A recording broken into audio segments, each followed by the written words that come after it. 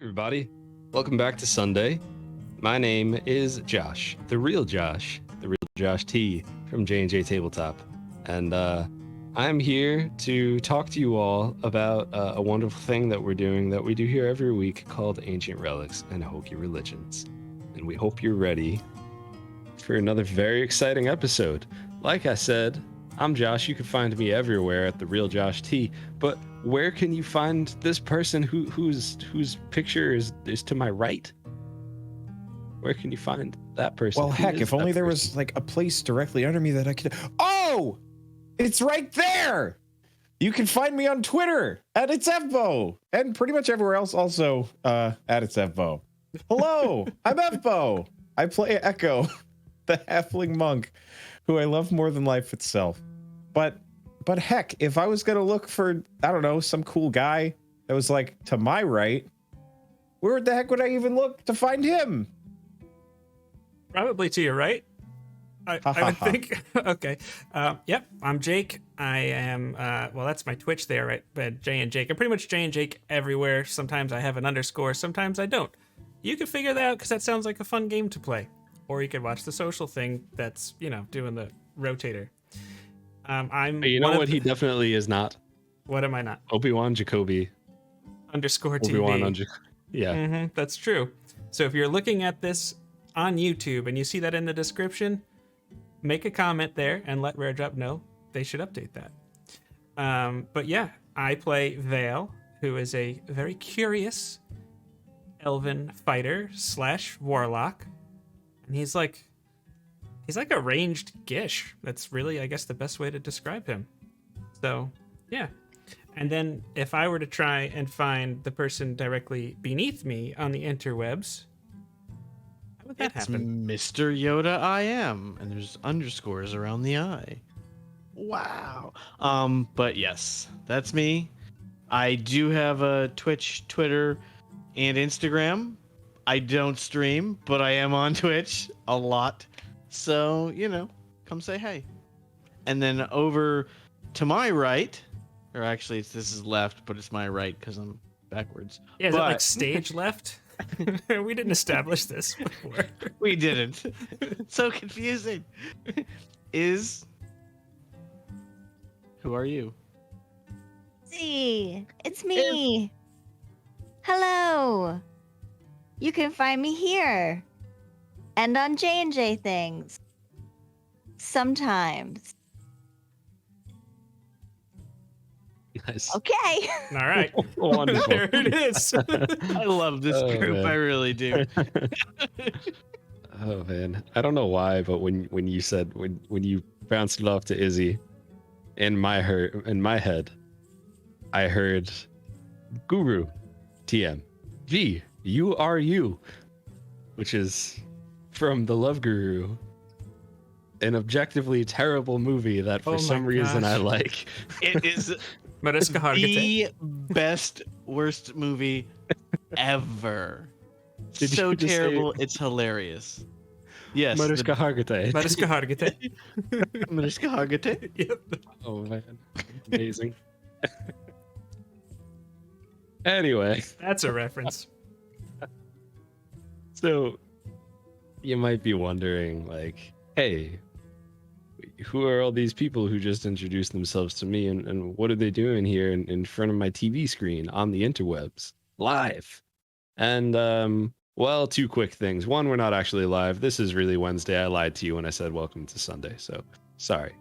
We're just pre-recording, and then we'll be posting this, and that just means that you're gonna hear from us on here, and you're also gonna read from us more in chat, because we'll be in chat. I'll be in chat at least. Normally, we're live. This is just a one-off situation Yes. for someone not being able to make it on Sunday. Yes. Who could it be? No idea who. Anyway, so this is RareDrop. This is RareDrop Roleplay, and this what? What? Oh, what? I don't know. I didn't say anything. Okay. Anyway, guys, we're here at Rare Drop. This is part of Rare Drop Roleplay. Rare Drop Roleplay is essentially just Rare Drop doing the D&D thing, playing tabletop RPGs, having a good time, and just just all around fun stuff.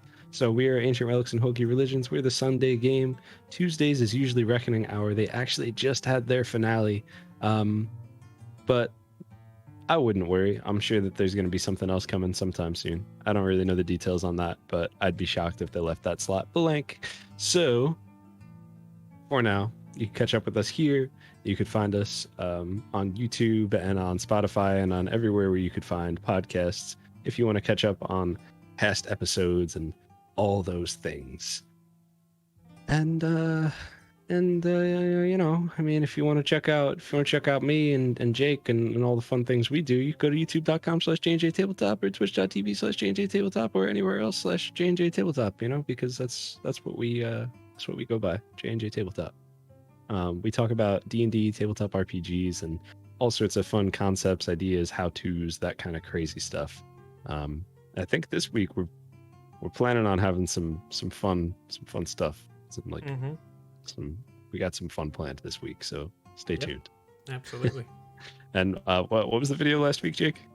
We released a video where it's Josh and I actually pretended it was like a fantasy football draft, and we drafted level 1 spells where your modifier does not matter. As someone who has multiclass into warlock, yet my charisma is really not as strong as you probably would want for spellcasting. It's something that I had looked into, and I said, hey, whether you want to do like using feats like a magic initiate feat or like Fey touched or anything like that to try and add a little magic to your game, maybe you have a story-driven multi-class decision, or you just like being weird, and I kind of almost checked all of those boxes for this one. So that's why you could still play a character that you enjoy, and you get to see what we pick. We have some honorable mentions in there. You'll like it. You should watch it. It's good. It'll be great. Go for it.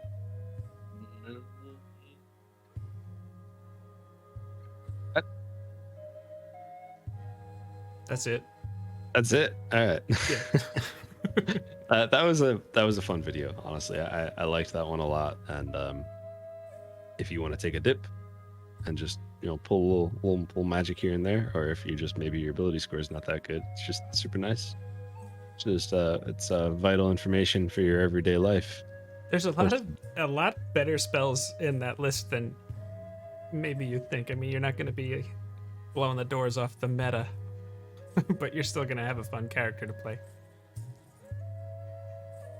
I hope that somebody caught that reference that I had just now. But either way, if you did or you didn't, it's fine. Just call me Lori Beth Dinberg. So anyway, clip your favorite moments tonight, please. Clip that if you feel like it.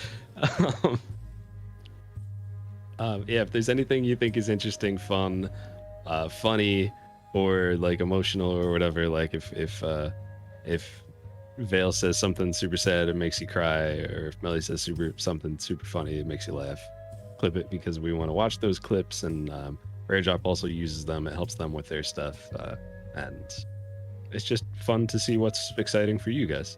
So that's everything. So with that, this will bring us to the recap.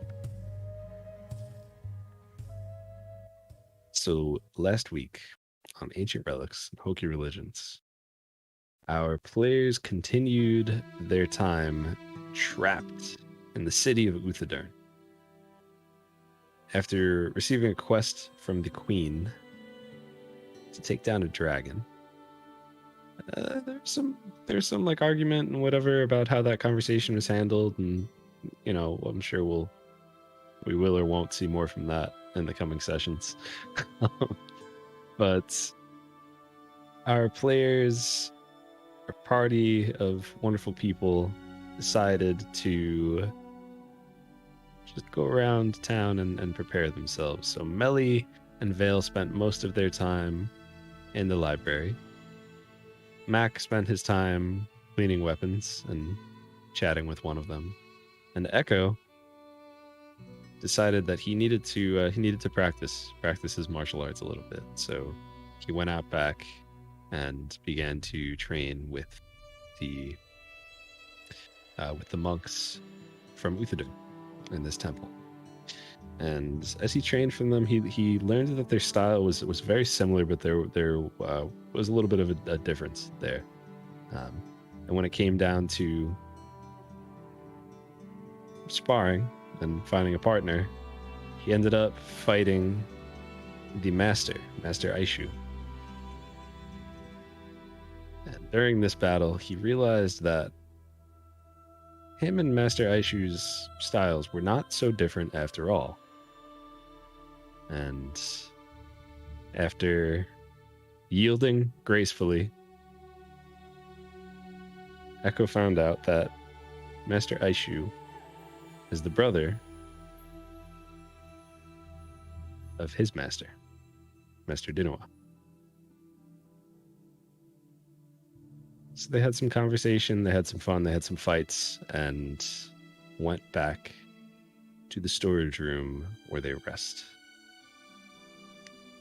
And that is exactly where we will pick up right now.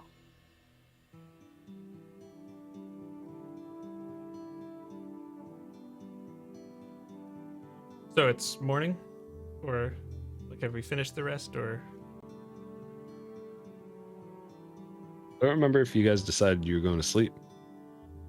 no, Vale said he began his trance and it Yes. Yeah, Matt everyone had put his decided sleep you're gonna... cap on, so Yep. As soon as you nodded your head, I remembered that. little ball at the end of the cap. Pom pom. Yep. Yeah, so you get some rest, and all Carrick told you was to meet him early in the morning. What time do you... What's early to you?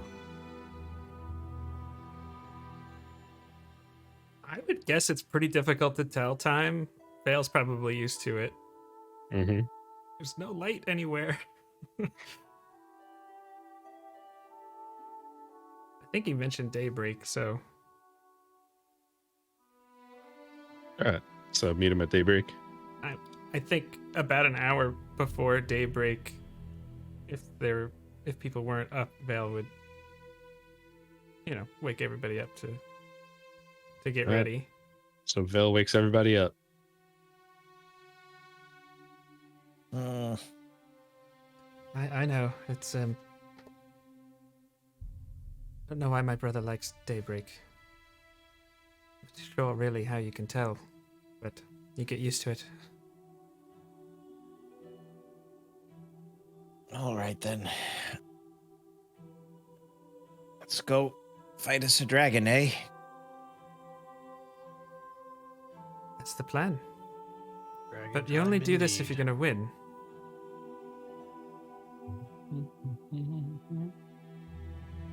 So, yeah, I don't think we do much else.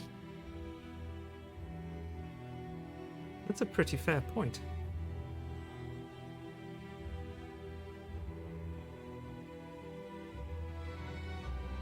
So yeah, Vela's gonna... He's probably packed already because of his trance stuff. I don't think there's really any spot to make breakfast, but he would help get stuff ready. Make sure everybody's good to go. All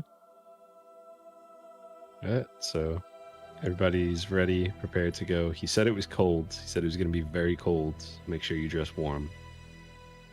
Just a reminder, and I believe Owen had given you all some nice winter clothes.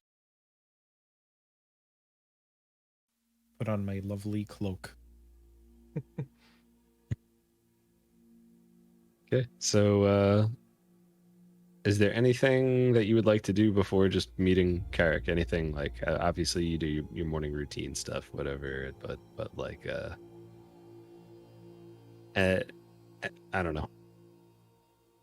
Do you like go like pee on the tree or something, or like throw a rock through someone's window? Like, is there anything specific, or are we just meeting up with Carrick? I have nothing. Okay. I just leave a wanna bag full of something on the queen's doorstep. I won't say what it is, but I light it on fire and I run away.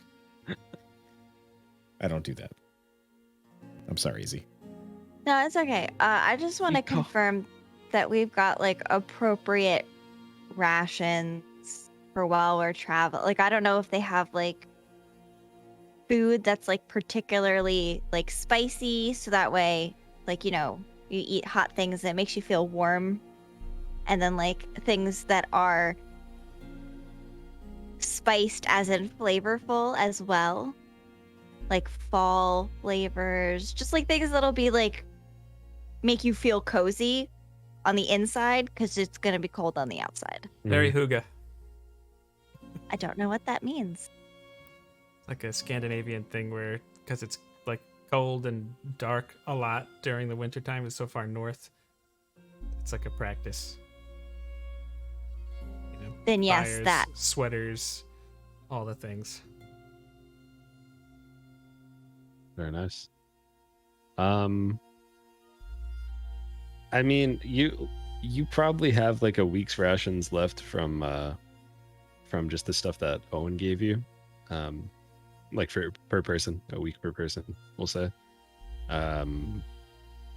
It's a little early for you to try to like shop around or anything to get any spicy food or like you know, anything like that. But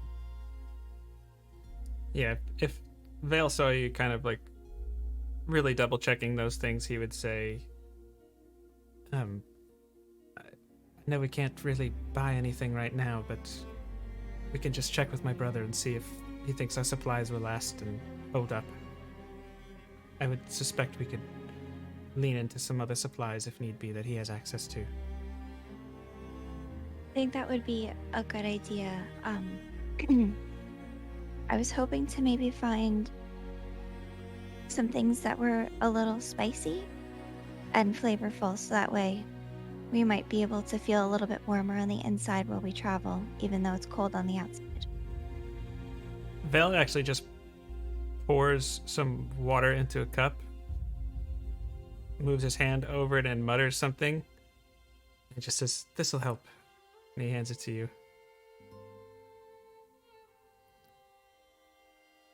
Smells it. Does it It's smell got like it looks like water, but like you smell almost like cloves and cinnamon. And it Takes a sip. tastes like it too, but it's water. Prestidigitation for the win. I would very much like to learn how to do that. That is impressive, and this is delicious. I'm going to finish it. By all means.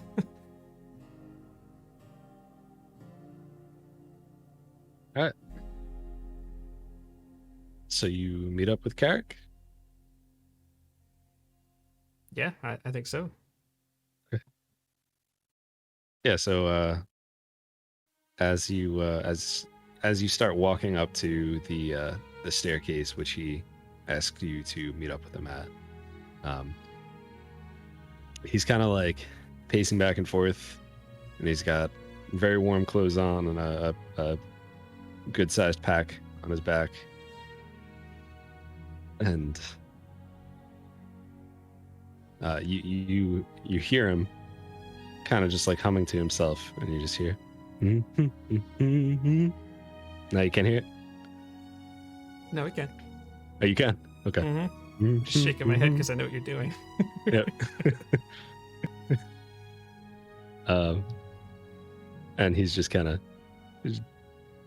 humming to himself, just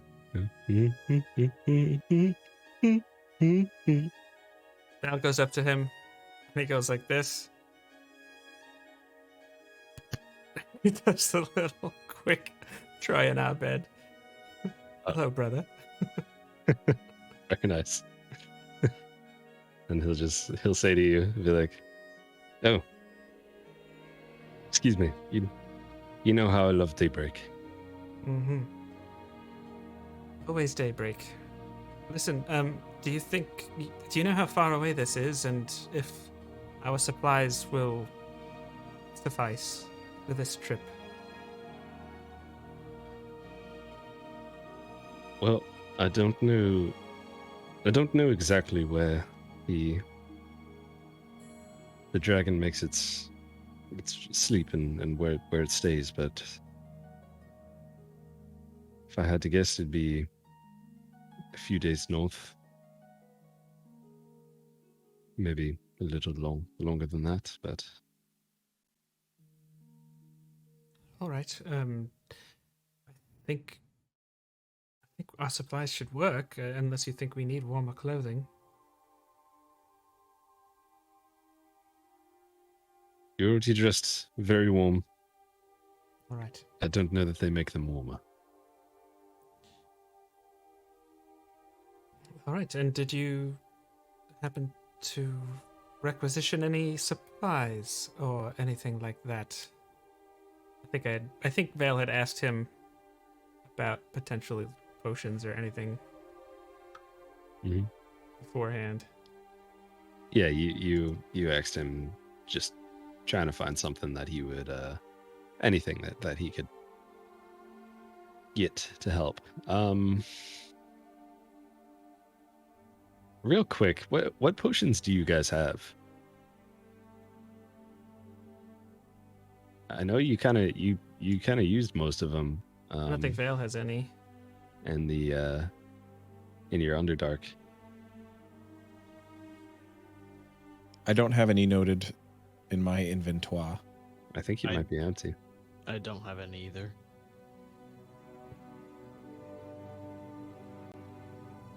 There's nothing in ye old bag of holding. All right. Yikes. So he'll kind of reach into his bag and he'll say, "Well, supplies are always tight, as you know. Not a ton of trade here up north. But the Queen was able to scavenge these for us. And he'll pull out 2 potions of healing for y'all. And then he'll also say, and this." And he pulls out an arrow. And it's like a very ornate looking arrow, and it has like a almost like a glow to it. And he continues on to explain. This arrow was designed with a particular creature in mind. There were plans to take out this dragon long before this happened, but of course they want to keep the majority of the glass blades in the city, just in case. But we're still able to take the arrow. I'm sure we'll find a way to put it to good use. And it's an arrow of dragon slaying, if you could not. I figured, but So. Obviously, I use a bow. Vale uses a bow. Does anyone else here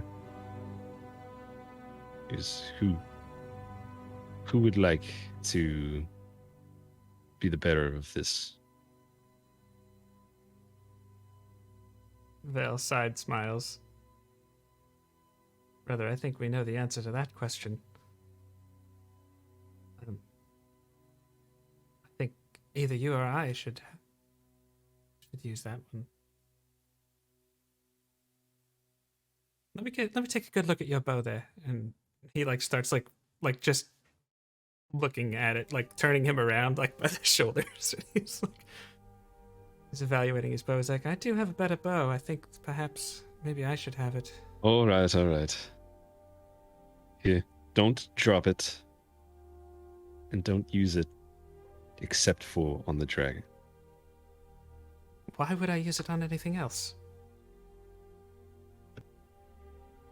Valentinius, I have not fought with you, aside from those few goblins, in a long time. I don't know if you start reaching for the wrong things when you get stressed.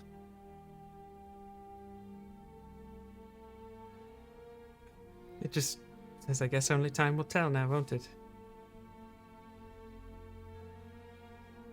And Carrick will look at the rest of the group and say, he was always the one to be worried.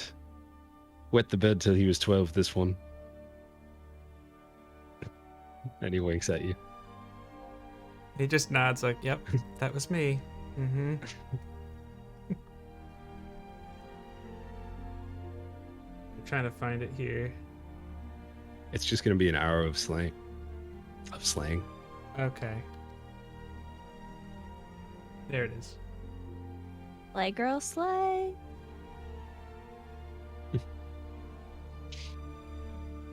Oh, okay.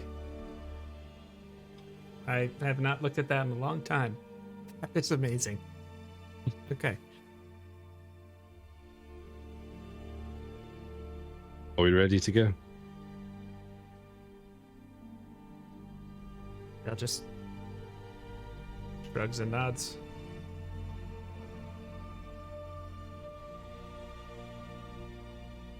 All right. And he starts walking up the stairs, and you continue on. It is a long walk, a long climb rather. And when you get to the top, you see that like you're reminded of like the outside world and everything, as it's kind of easy to get lost in easy to forget about what's going on outside when there's such a vast city and huge things happening underground, and you forget how close you are to the outside. So as you open up, you feel the crisp, fresh, cold air hit your face. And Eric continues on toward the north. And you see these massive, you saw them last time too, but these goats that are like 6 feet tall. People all like herding this cattle. And he continues north to the north gate, and he slams twice on the gate, and you hear a yell from up front. Open the gate! And there's as begins to open, and he walks out into the snow, into the mountainside. I assume you all walk with him, and as the gate begins to close and start to come down, you hear the same voice go, "Good luck, Carrick. You can do this. You better come back in one piece."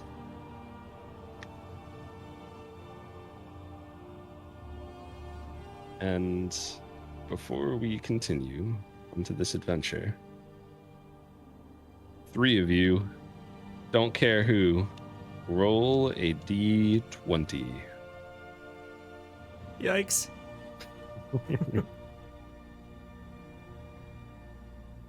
I'm gonna go with not it. Not it. I had a feeling. All right, I'll roll one. No, I rolled a 6. Better than mine. Got a 3. That's just a flat. Yep, just a regular roll. 15. 3, 6, and 15. 3, 6, and 15 in that order. Well, 6, 3, 15. Is that the order you want it to be in? Sure. I don't know. Does everyone agree? I don't like this. Fine with me. All right. What do you got, Magic Man? So as you begin to make your journey up north, who's leading the way? I would guess Carrick.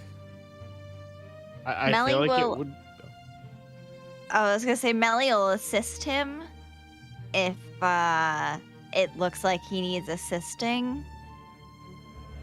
You know, I mean, if you're walking towards a mountain, you gotta just make sure it's in front of you. If you're walking up a mountain, you gotta just make sure you're walking in the up direction. That's some solid assistance right there. If anyone's planning a hike anytime soon, just go ahead and clip that and keep it on lockdown. No, that's cool. That works. So let's see.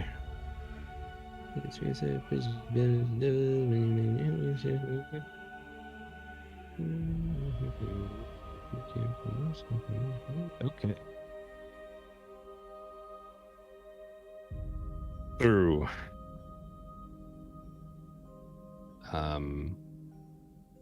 Yeah, you just continue up north, and as you continue, the weather is it's freezing even through your warm clothes. It is very cold, but luckily there's not much wind, and even though there is some light snowfall coming down. And as you move in your Jake knows now. As you move in your journey, Carrick will kind of look to you and say, "So have we made a decision on parlaying with the Frost Giants?"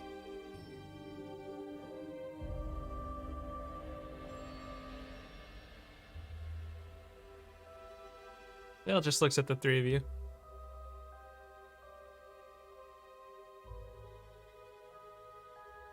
For some reason, I'm drawing a blank. Did we actually have a proper conversation with Carrick about the Frost Giants? I want to say we didn't, right? No, I think the queen mentioned it during the shakedown. Okay. Yeah. So I think then I think then Echo would probably just ask, well, how are they? That's about the best way he could phrase that question. How are the Frost Giants? I'm sorry. How are they to others? How do they behave? Are they evil? I think are they a problem? Frost Giants are strong creatures, like all giants. They value strength, and they're very proud. They love hunting, and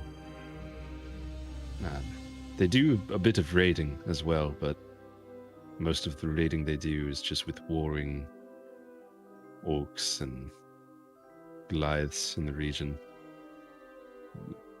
Most of the Frost Giants here just do their best to hunt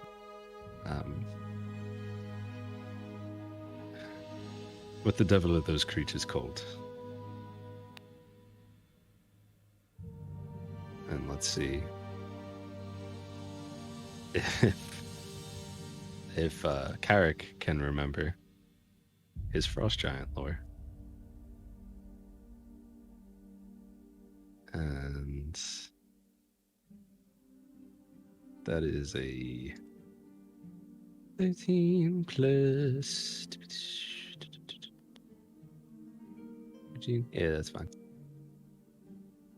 They love hunting these just monster creatures, kind of like a giant centipede, but massive and terrible. Believe they are called a remoras. Remoras? I don't know. I'm not a historian. How are they to outsiders? How are they to neighbors? If we went there and asked for a cup of sugar, well, it probably would not be a great conversation. But if we went there as smaller creatures who they might view as weaker than them and told them that we are going to kill a massive creature that has been making a problem for all of us, well, I think we'd be fine.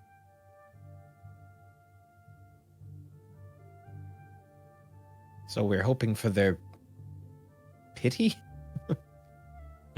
I think you meant their Frost giants respect. do not pity.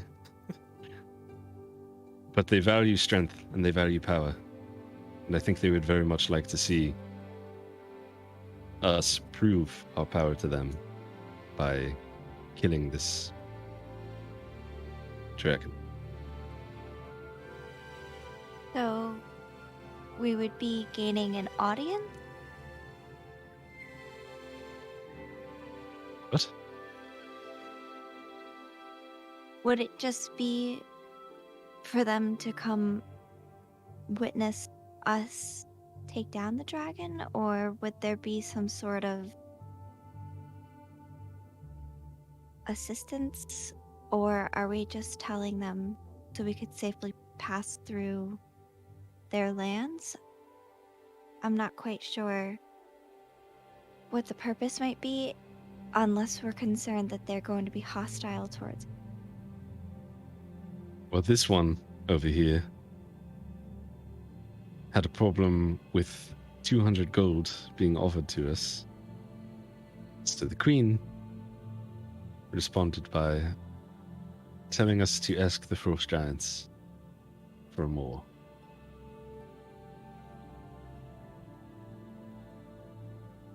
Frankly, I've dealt with frost giants before, and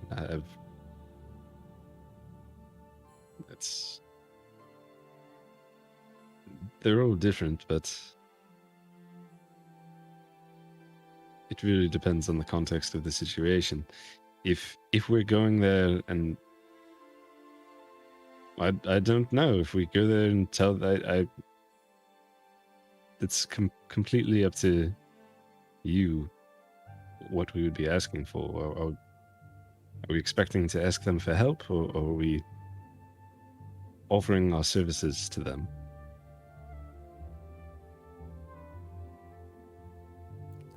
Right.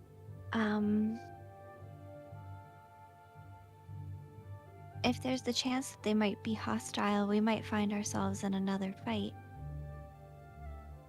I don't know if that's the safest option, but if everyone else thinks that we should seek out further payment or camaraderie with them, I wouldn't mind a little detour or a large detour to find them.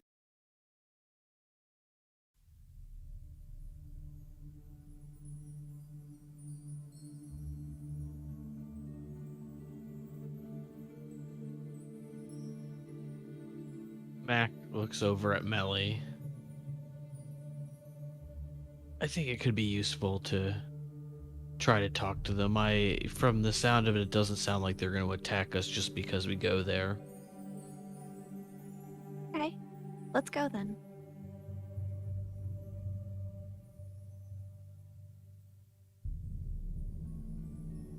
Then it's settled.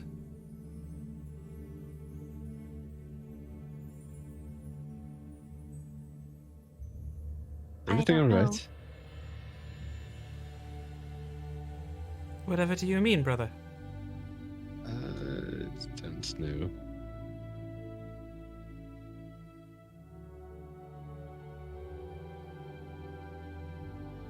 Hmm. Must be the weather. Anyway. He just kind of continues on. Val follows in close flank. So what's the marching order? And he summons Isla to go and do flyovers and just do her normal thing. Nice. Nice. What kind of owl is Isla? I was going to ask about that. I think when I originally summoned her, it was back in the Underdark situation, and it was like raven black with kind of like the same eyes that Val has. But I don't know if That's you're cool still with... what she looks like? Well, I don't have enough for another casting of it, so I don't know how liberal you're going to She's let still me... an owl? Well, yeah. I mean, that last time, so I don't know if you're going to let me change. It says Val- owl. Doesn't Val say... tries to make Isla look like a whitish gray. But I don't know if that's gonna be kosher. that's fine. If you want to make her like a snowy owl, that Yeah. makes sense. Then absolutely, definitely something to help her blend in. That's fine. So, yeah, Isla flies up, starts doing her thing. It is a little tough to see just because of the snow. You know, there's some flurries and, but you know, she's up there, and if anything happens, you'll get a ping. Yep. So I'm sorry. What was the marching order? I mean, I would just guess that Carrick is leading the way because his familiarity and skill set. Mm-hmm. I said Melly was helping if he needed help with survival check. So she would have been up towards the front, unless he's completely got it. But you let me know.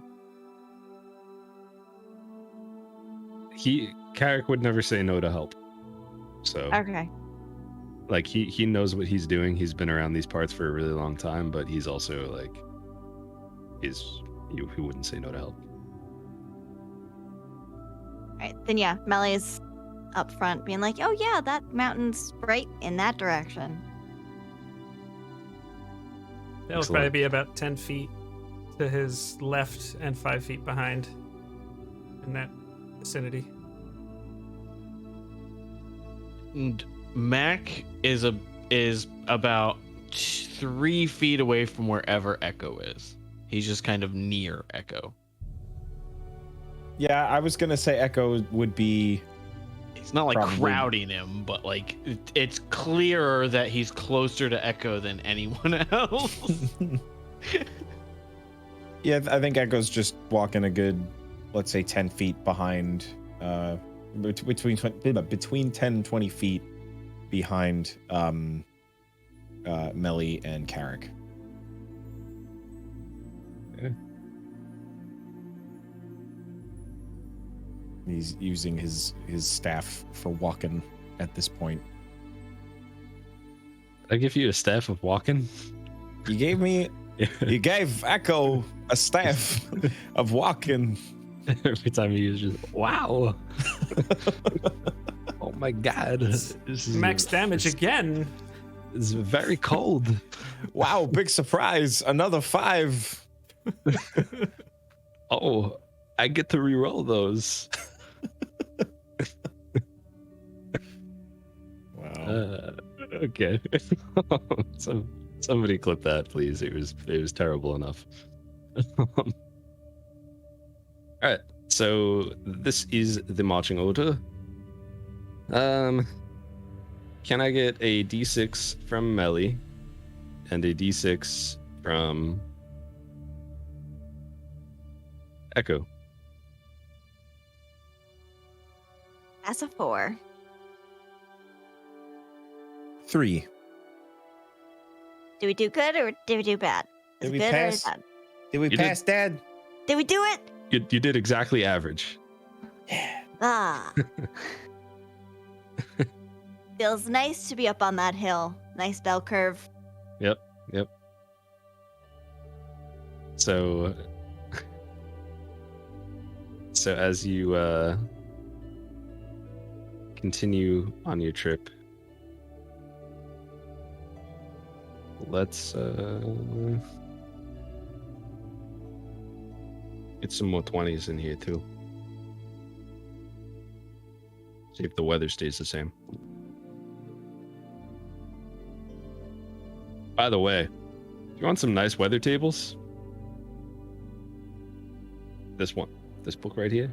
This? It's a good one. Was it the wilderness kit? The Wilderness Exploration Kit. Yeah. But really, like, everything else about this is just a straight up DM screen. I'm finding myself very underwhelmed by this kit, even though I've heard very good things about it. So, just to preface that. Anyway. So, the snow continues, though it does begin to get.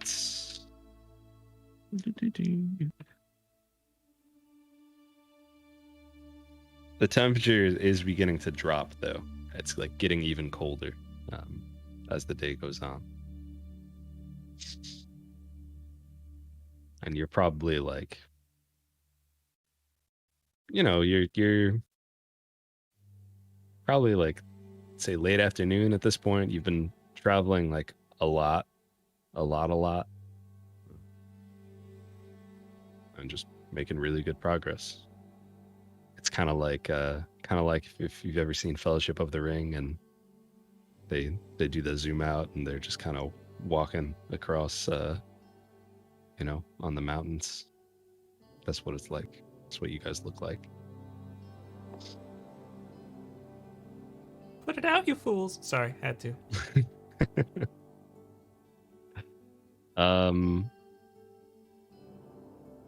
What does it look like while you guys are like walking around?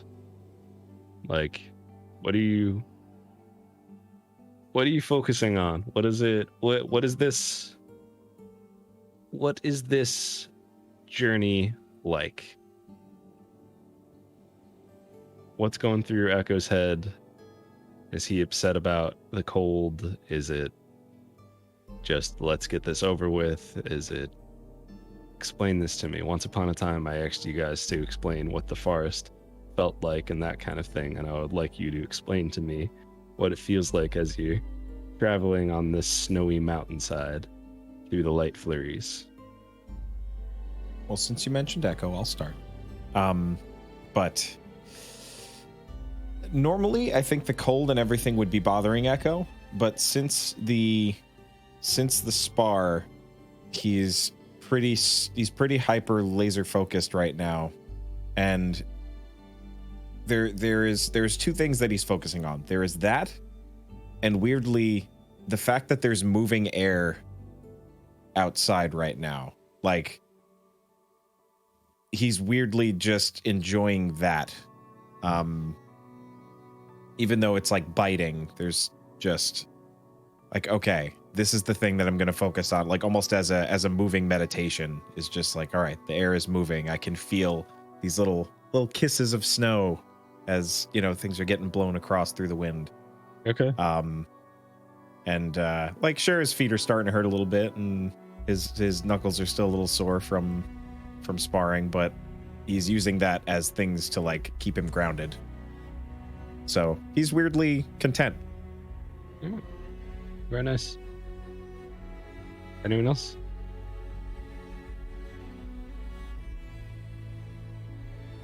So Mac has just kind of gone into like almost like a stakeout type of mentality in his head. Like if he was trying to assassinate somebody and sitting on a rooftop, back home, or just whether he's out in the elements and dealing with that, he's just kind of like gone into that like that focus and just not really paying attention to the wind so much as just looking around and keeping an eye out for anything that would stick out, and just kind of but he's kind of withdrawn into himself a little bit to kind of keep the elements out. I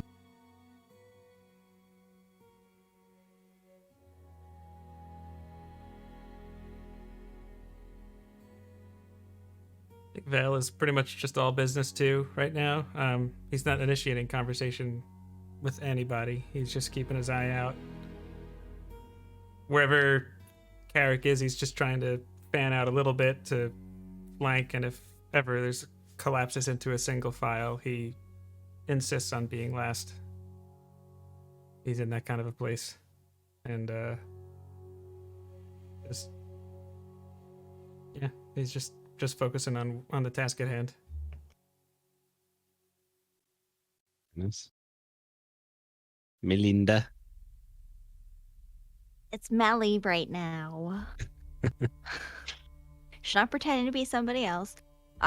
She is trying not to think about the fact that she can't feel her toes or her nose, and appreciate that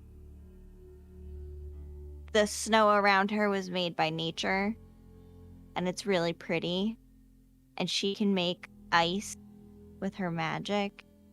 So she's trying to just appreciate this experience, because I don't think they get a lot of snow over on the Menagerie Coast. No, So she's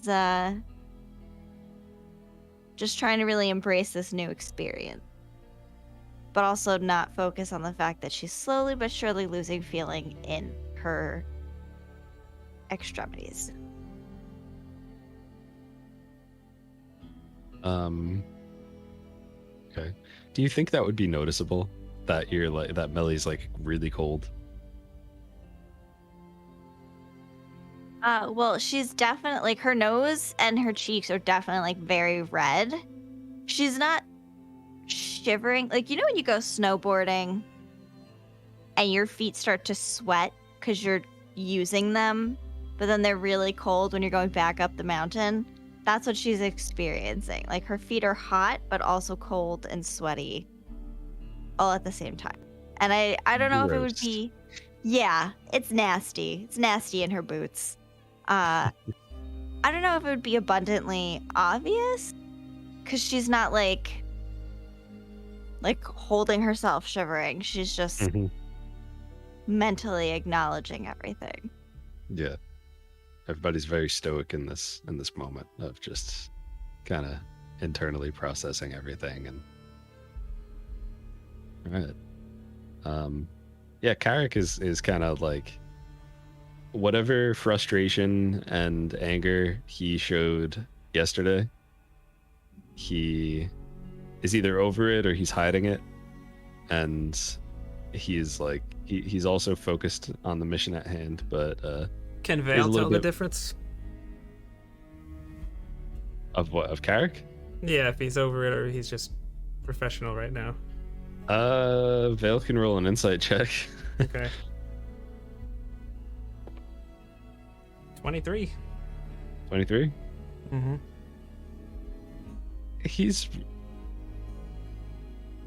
Some distance is always good. So he's probably not as mad as he was. But he's also, it's probably mostly just professional from what you can tell and how long you've known him. And Vale just thinks to himself, figures.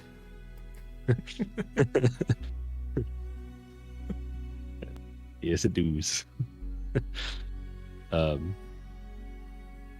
he's fairly probably the most lighthearted one at this point, I think, shockingly enough.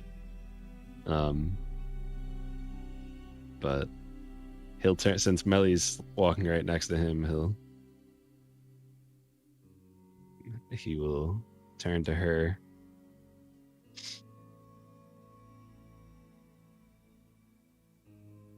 And he'll he'll look over, he'll see your red nose, and he'll just kind of reach into his pack and just say, "Hey, would you like to take this?" And he'll hand you. It looks like some sort of jerky, and he'll just say, "Is spicy all right with you?" Yes, actually, I was hoping to get some rations that would be spicy to help counteract the cold. I always like to bring some spicy food on a journey up north, so please take it.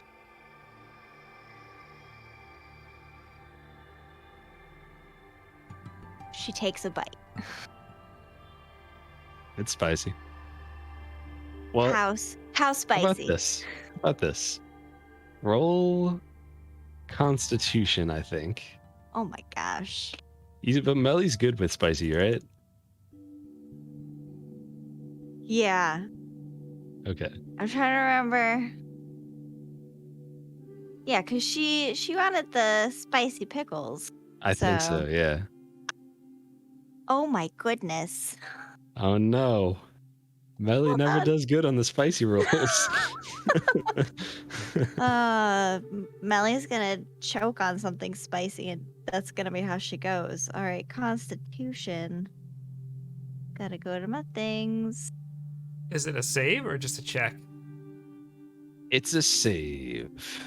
Oh gosh. That should help. Because you do better on saves. Oh gosh, but still terrible. I rolled a 2, so 7.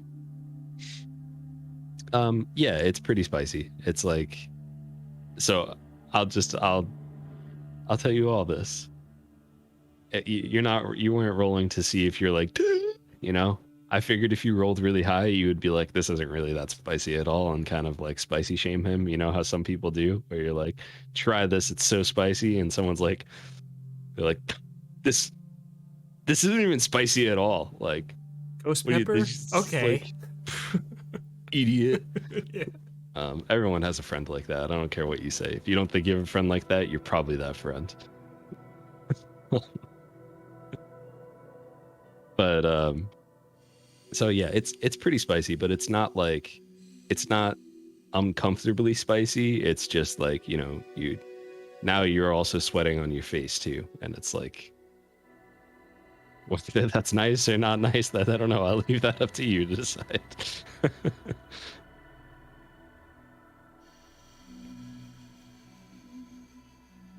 She's just gonna turn like her head completely to the side and just go, "This is delicious.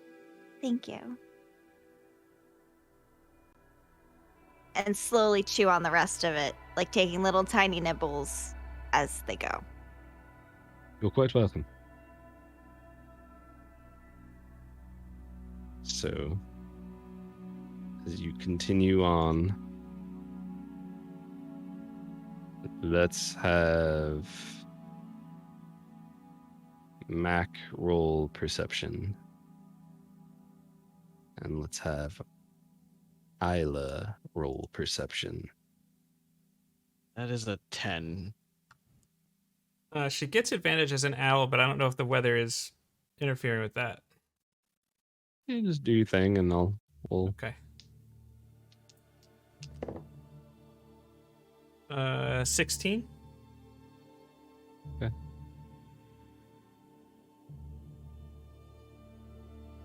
And somebody roll me a d4.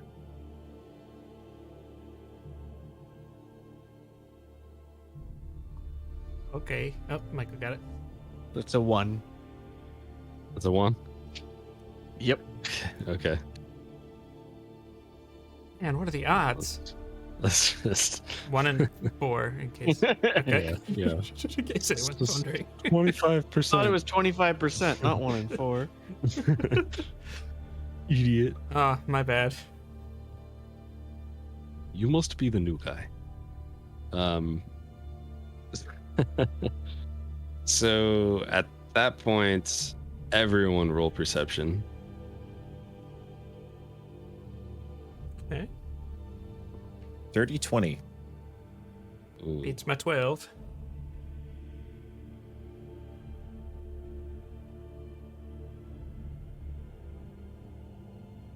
Belly got a 13, but that's like the best I think she's ever had.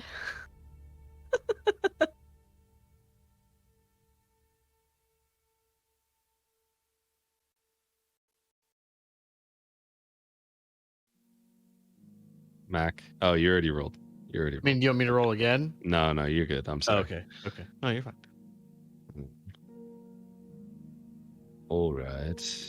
And let's just get a quick little. Do you hear that through my mic? Because I know so sometimes I try to be obnoxiously loud when I roll dice, specifically just so that it'll come through on stream. And Discord's like, no. yeah, Discord says no. I could turn it off, but it's all good. So.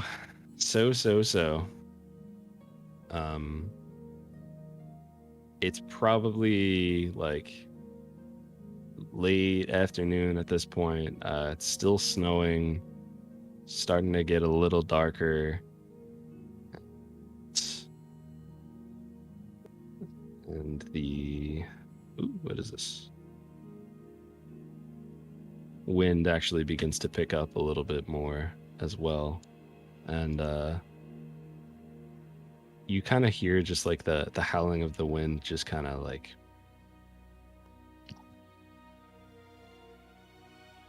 I don't know if you can hear that, but I'm assuming you can. All right, you hear the wind. I can't hear yours either. Oh, you're muted. That's why. Nope, still no. Stream did. Okay, good. Unprofessional. Nice. That's funny. So like I said, you hear the wind just kind of coming through, and it's getting like loud, and the echo. You are kind of the only one who just notices that on top of the winds, you also hear like a. No, really? You can't hear that? Wait, what's that on top of the wind? It's silence. Maybe turn off the suppression. Yeah, I'm turning it I off. was gonna say. That's crazy. Okay. Can you hear that? All right. Yeah, you start to hear that through the winds. And in a snowbank in front of you, you see these eyes glow through. And I'm gonna have everybody will take a quick pee break. Okay. Fair enough. Just If for you that, have we can put questions, this in post, by the way. Hold on. Nice. Ooh, excellent. Was that cave? Is that what you did there? Yeah.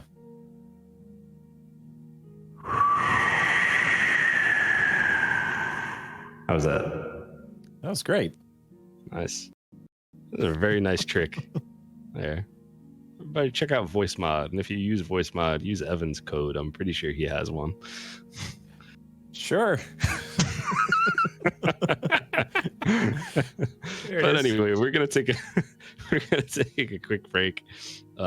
If you have questions, throw them in chat, and I don't know if we'll answer them on stream. We'll probably answer them in chat instead. So Much better chance of that. we'll be right back.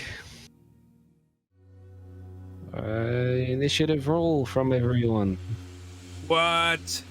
for the first time in so long. Can I change? no. I'm changing the. Can I change the music? I'm gonna change the music. I'm gonna change the music. Jake, can you do me a favor and just put some combat music on for me? Yes. Yes, I can. Woo. So do we see them, or we just heard the howl at this point? You heard.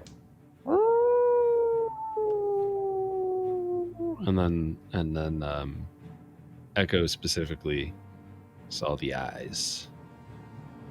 Vale has 12. Pretty. Mac is a 16. And reaches for the dragon slaying arrow. No, just kidding. Now is the time. That's gotta be a dragon. Begone, foul beast! I can recover it. I'm sure I can. Oh my god. I'm sorry, what did we have? We had a 12 from Vale has 12. Who? Yes. Vale has 12, Mac has 16. At least 11. Sorry, Echo. It's okay. Echo got an 18. 18? Oh, we're so proud. 18, baby. Baby. That makes sense thematically. It's nice having a +4 to my initiative. I should take that 1 feat. The name of which Alert. I can't remember right now. Alert, yeah. Yeah, it's a good one. Mm-hmm. You also can't be surprise attacked. Mm-hmm. Mm-hmm. It's a good one. Real ones, no. All right. What is initiative? Okay, there it is.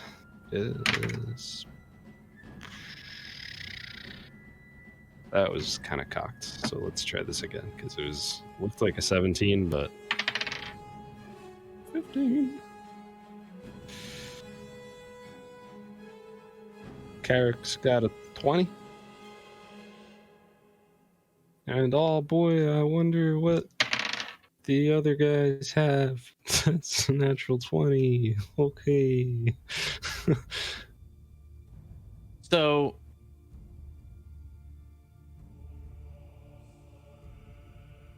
how much time is happening between when we hear the wolves and what's happening right now? No time. Okay. No time at all.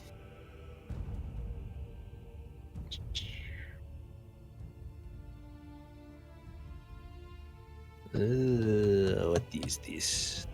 And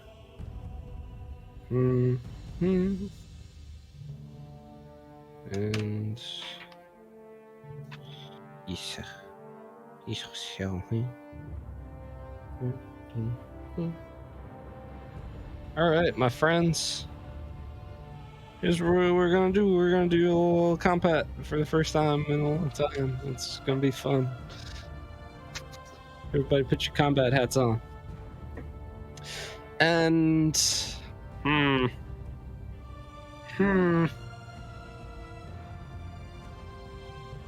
if you could also open your hymnals to page map.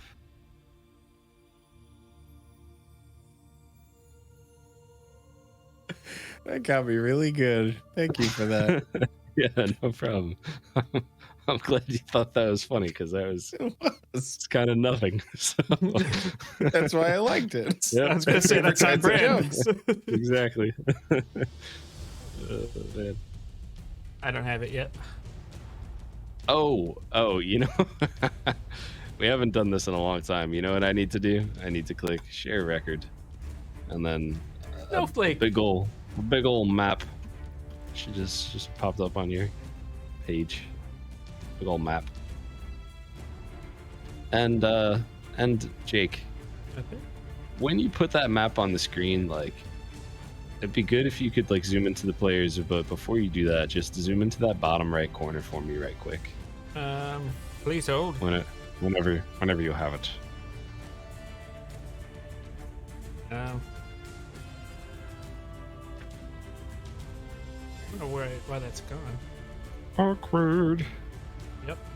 Hey. There it is, baby. I don't know why that source was gone. Baby. But Oh man, we should have used the new tokens. New tokens? What new tokens? I don't know. I guess you're gonna have to watch another episode and see if we have new tokens. And just, you know. Shoot. Oh man. Sheesh. That's right. You use this thing here. I'll just move this way so everybody can see.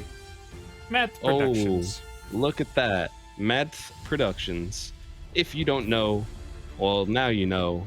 Math is a super cool person. You should check him out. We're going to throw his link in chat right now. I'm going to spam it in chat right now. And he has maps for literally, like, I think I paid 99 cents for this map. So if you want to use this same map or other really cool ones, check him out. Check out his website and just, you know, follow him and tell him that J&J sent you, because he's a super cool guy. So anyway, you got your little snowy mountain thing. And the bad guys.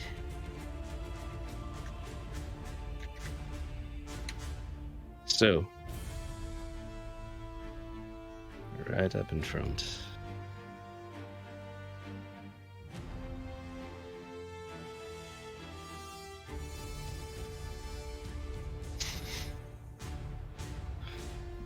Wanted to move your token because I thought it'd be funny. Hey. Oh, also, this is not accurate. The marching order was this. Right? Right. Looks good to me. Okay. Well then, we are gonna do the things. The wolves go first. And it's gonna pop right up front. And another one is gonna pop right up front. And let's just actually make this easier and just everybody's inside a thing. Because, yeah, that's better. Okay. So, we're gonna roll some dice here. And these little baddies are gonna do their bad thing. As these wolves that just look starved and crazed, and their eyes are glowing. And one's going right up front for Mr. Carrick. Well, that die fell and was never to be found again. The first one was a 17. And okay. I am confused. So, Carrick is going to get bit, as that is a 22 to hit. And let me just get my stuff together. All right. So this wolf comes out of nowhere and just, and that is 7.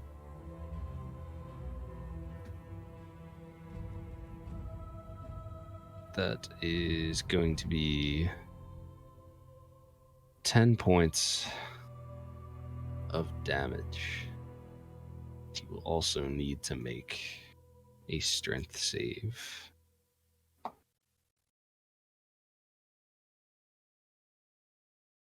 Which he fails.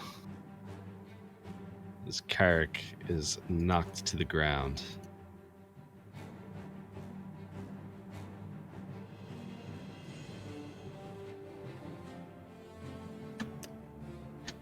And okay.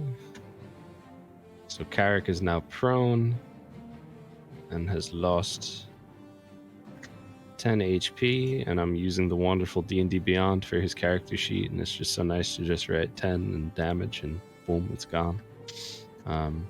So let's go move on to the next one. Next one is going to be going for Mr. Valenthinius here.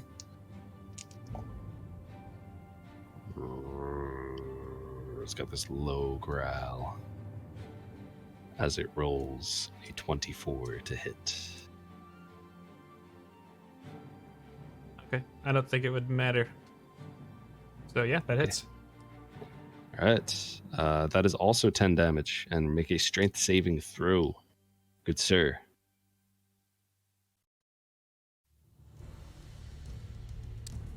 Strength, Yes. pretty good. That's 21. Yeah, you save. Last one for now. It's gonna attack Mr. Melly Bell. This one is a 17 to hit, 18 to hit, excuse me. Melly? It's That is 13 piercing damage. And make a strength saving throw. Malady. all right.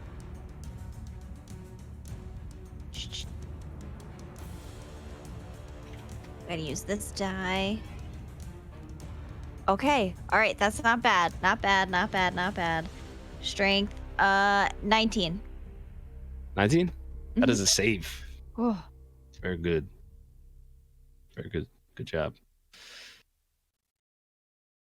All right. Well, that will bring us up to Carrick. And Carrick will have to get up, I suppose. And he will use half of his movement to stand up and stop being so dang prone. And he's gonna turn to you know what?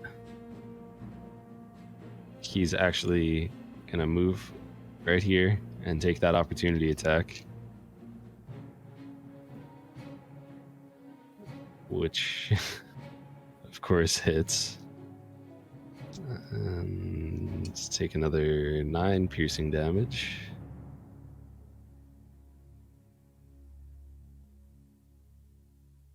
And he gets a 16 on his save that time, so he passes the save. And he's going to make an attack with his short sword against this nasty ass little creature. But before he does that, he's going to cast Hunter's Mark on it, because I'm a ranger and I remember how to do those things, even though it's been a long time. And that is a 21 to hit, which hits.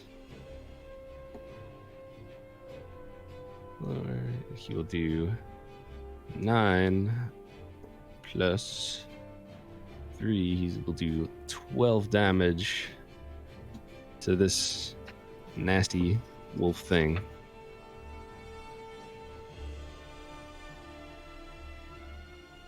And it's still up.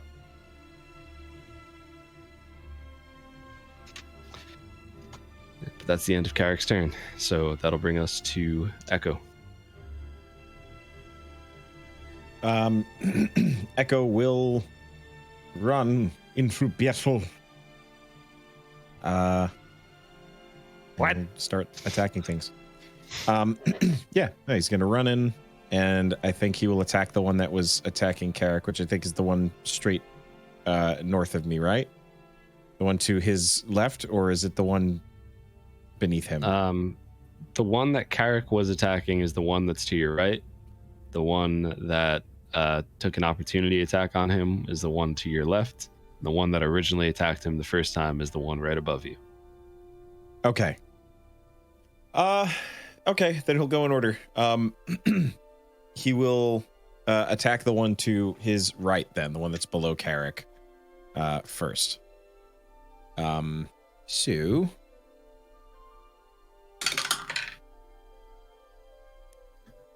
we just talked about this before. I haven't gotten to say this in a while. I get to re-roll these. That's a 1, baby. get to re-roll those as a halfling because of my halfling luck. Well, it's not a 20, but it is an 18 plus 8, so 26 to hit. Yeah, that's a hit.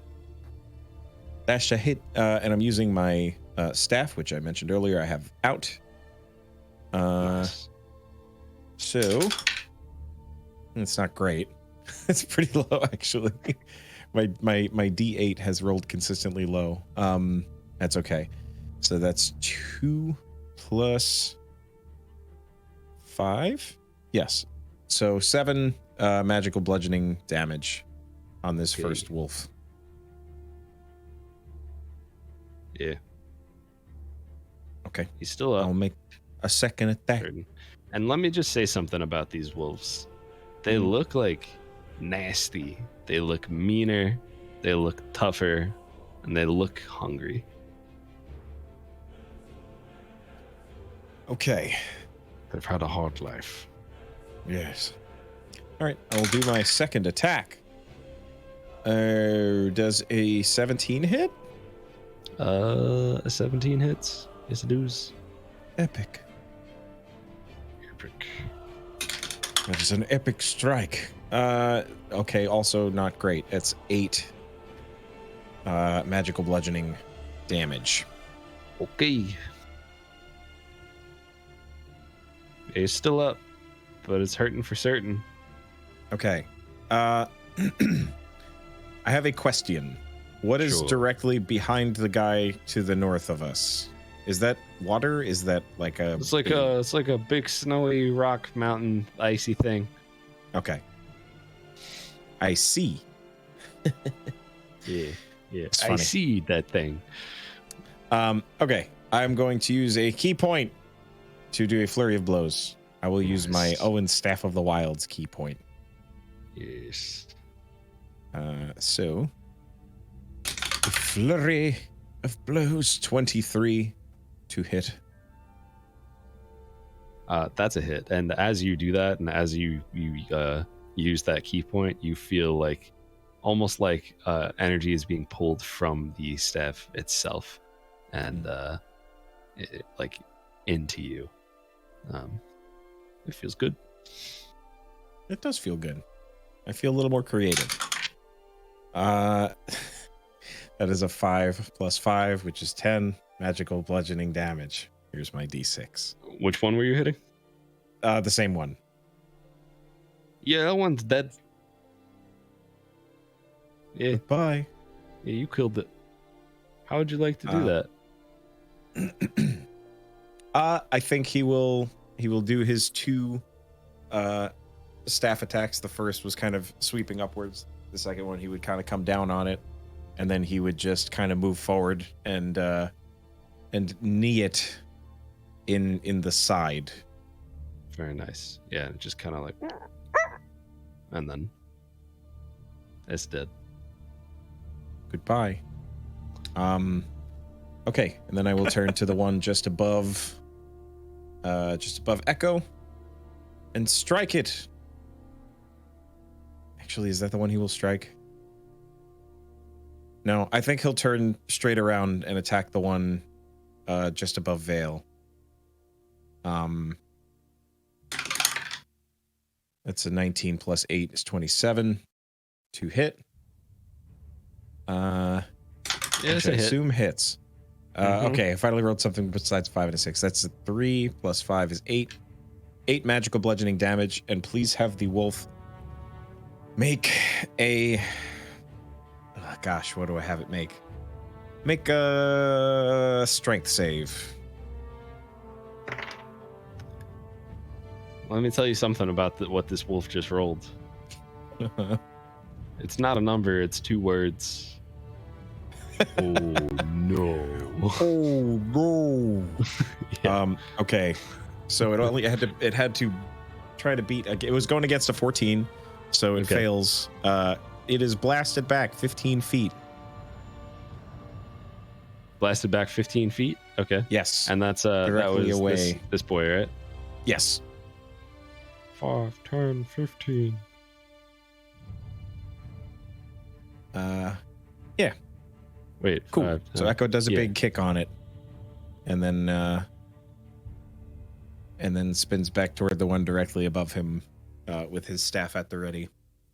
Very, very nice. Then I take a nap. All right. So now that Mr. Echo's turn is over, you hear another behind you.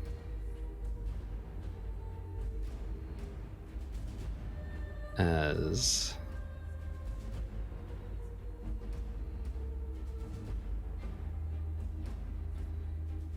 a new opponent has entered the ring.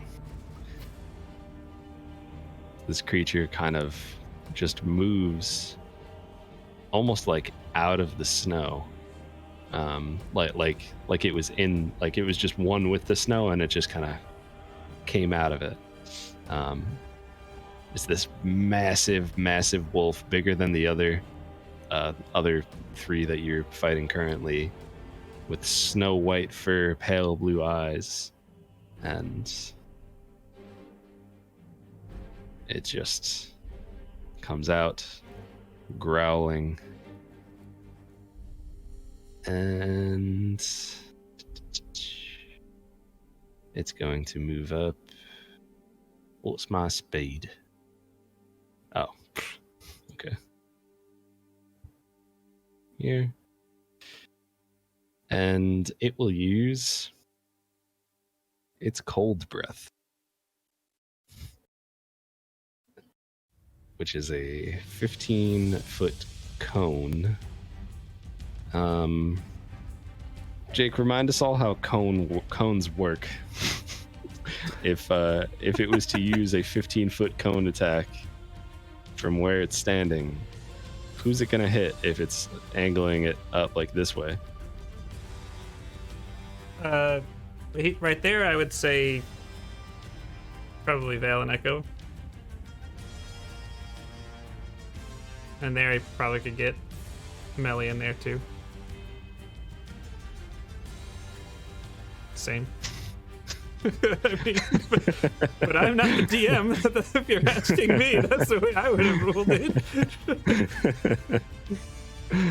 Oh man, no, cone is the one that I always forget, actually. So like usually that's I what do it like looks the like. first square is 1 and then it bounces out to 3 for the next 2 is usually the way I Okay, that makes handle sense. it. The diagonals can get a little funky. 1, 3, Just use your 3. judgment. Okay, yeah, that makes sense. Okay, so yeah, this boy's gonna do that. Yeah, so I need Vale, Echo, and Melly to make a dexterity saving throw. Oh, it's Dex. All right. Oh, it's a dex. Yes, it is. Got an 18 Yes, for it Vale is. and Phineas. Okay. I'll tell you all right now, it's a save. 18. That's a save. Melly. 17. That's also a save. So, each of you will take 8 points of cold damage as this freezing wind booms forth out of the wolf's mouth.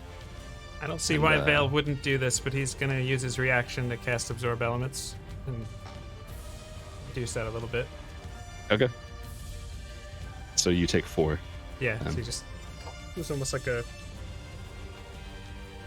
this like yellowish blue light kind of just pops up and seems to take some of it, but just, Yeah, it's like this blue color thing that like disc almost, but looks like, I feel like it looks kind of gooey, and as it absorbs the breath, it kind of gets yellow, and absolutely. I feel like I see like a steam coming off of it as it does that.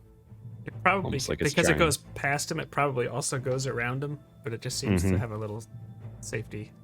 Yeah. Okay. So, it's gonna be Mac's turn now. All right. Mac's gonna see that big one hit melee, so he's gonna run over and get behind it. And then he's just gonna try to stab it. But as he's going, he's gonna be like, the only one feeding tonight is you, Reggie. As he's just like going to plunge it into that wolf. All right, roll your attack. That is a 24 to hit. That is a hit.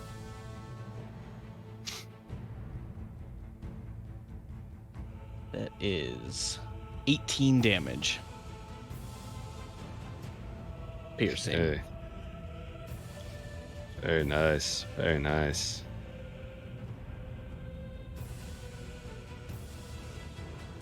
Okay. It's still up, but that was a mean hit. And then I just stare glaring at it. And that ends my turn. It kind of like Actually, peers over its shoulder at you. I'm going to take a bonus attack with my second with one of my daggers. It's too late. You already said that ends your turn. I'm just kidding. Was this chest and you took your hand off the piece? And that is another. Oh, wait. Yep. 24. Okay. All right. Roll your attack. Just don't add sneak attack for this one. And that is 6 piercing. 6 piercing. Very Yes. nice. Great turn. I did roll both of those with advantage because of the veil being on the other side. As you should. And then that officially ends my turn. All right. That will bring us over to Vale. All right. Vale is going to take out his. He's going to take out Mac's rapier and shield.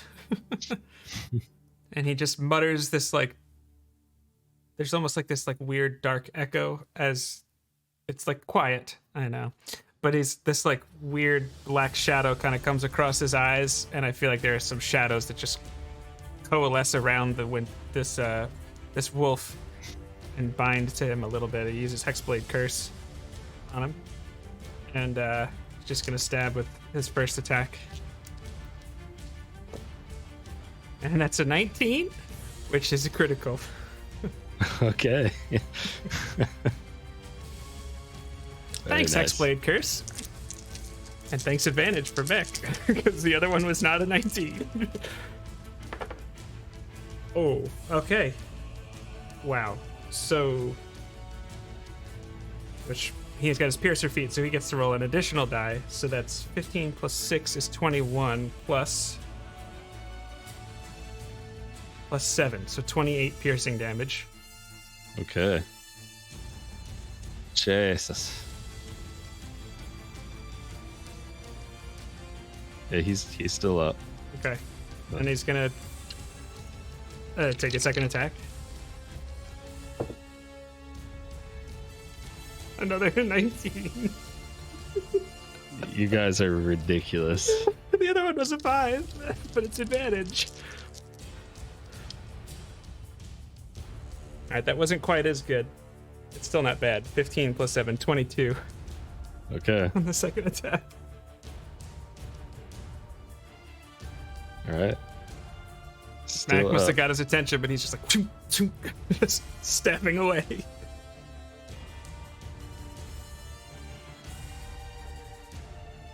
And I don't think he's gonna move, so this is working pretty well. So he'll stay right there and end his turn. Okay. So if that is the end of your turn, it's now back to Melly.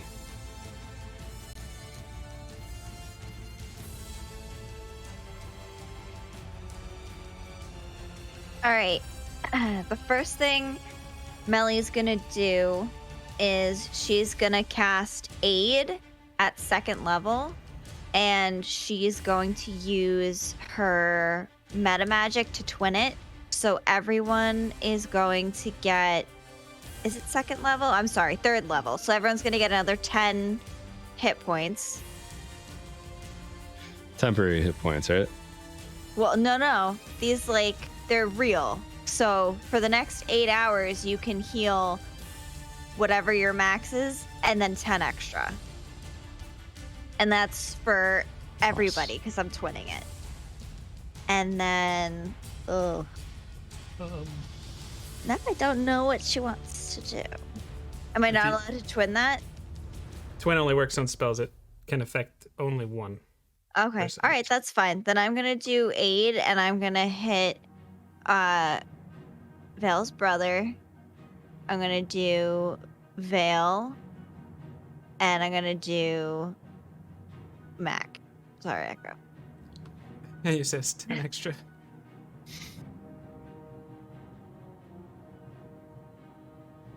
And then,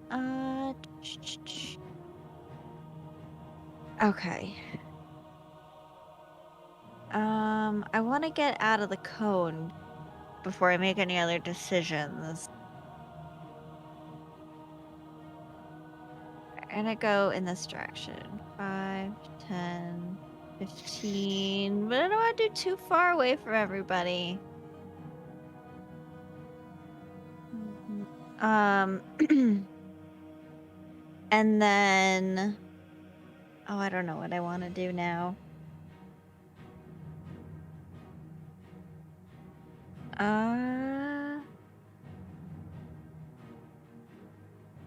I think I'm going to use haste for that aid casting, and then I'll do the dodge action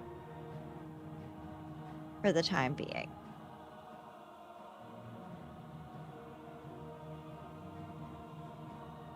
And that'll end my turn. Oh, quicken. Sorry. All good. All right. So after Melly, brings us right back up to the top for our other wolf friends.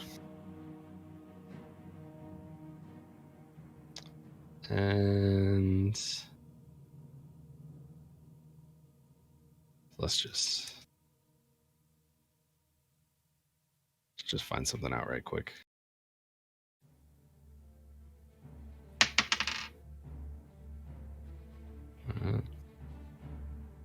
So, homeboy right up top is not exactly happy about the beating that Echo just gave him. So he's gonna try to attack Echo. And before he does that, he'll actually move down, take the opportunity attack because reasons. And that'll be a hit. And that is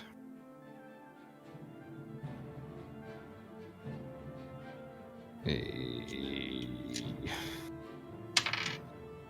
3 plus it's 8.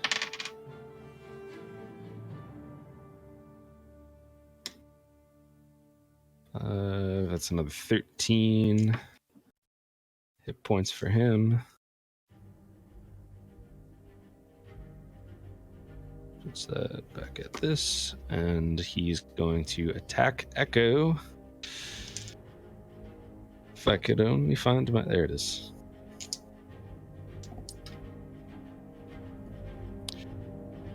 Echo. What's up? Does an 18 hit? An 18 hits. All right. An 18 hits. Then that's gonna be 8 piercing damage and I need you to make a strength saving throw. You got it. I'm actually not bad at those.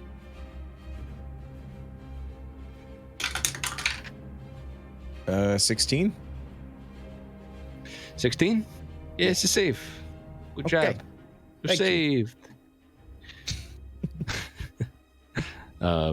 This little boy is He's gonna trying to pop knock right Echo over here. down. Okay. Yeah, he's trying to knock Echo down. This one's gonna pop right over here. It's gonna make an attack on Mac, and that is a 19 to hit. That hits. That will be 6 points of piercing damage. And then, Mac, I need a strength saving throw from you, good sir. That's an 18. That is a save. You guys are killing it with your saves so far. You said 6 piercing? Yes, just 6 Okay. piercing. Mac just Nothing glares crazy. at that wolf. I bet he does. He puts his arm up, gets a good scratch, and just kind of like looks him right in the eyes and glares him down. And it kind of just after it bites you and tries to like toss you, and it just clearly doesn't work. It just lets out a quick like, and another boy pops out from the side, and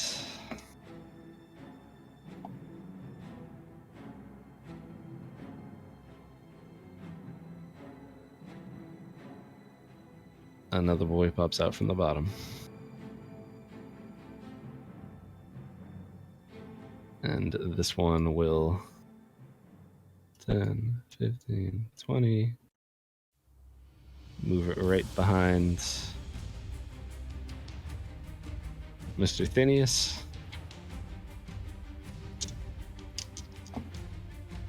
And try to take a little bite at you, and that is going to be a 17 to hit. It's a miss. It's a miss. Thanks to the studded leather. Nice. Well, the shield is, he's in hand-to-hand too. Yeah. And one boy right here is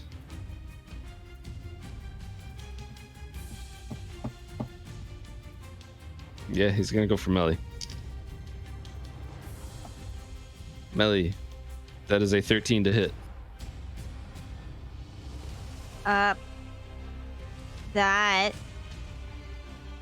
That hits. Did you roll with disadvantage? It did not roll with disadvantage.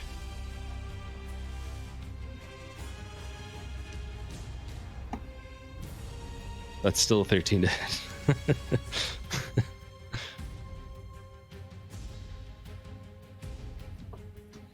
Okay, so if that hits, then you will take 9 points of piercing damage and make a strength save.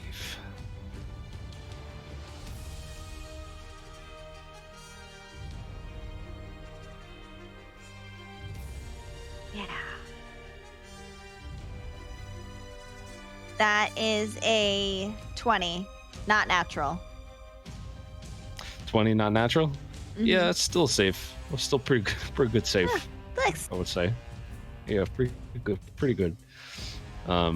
Yeah, so you save, and that will end the dire wolves' turns, which will bring us to Mr. Karik, and he will kind of sheath his short sword, take out his longbow, notch an arrow, pull back, use his bonus action to move Hunter's Mark to the little guy that's standing right next to Echo that just attacked him, and let's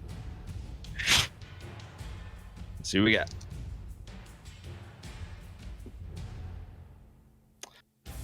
Yeah, that's a 25, baby. So he will do 7 plus 6 is 13 plus 6 is 19.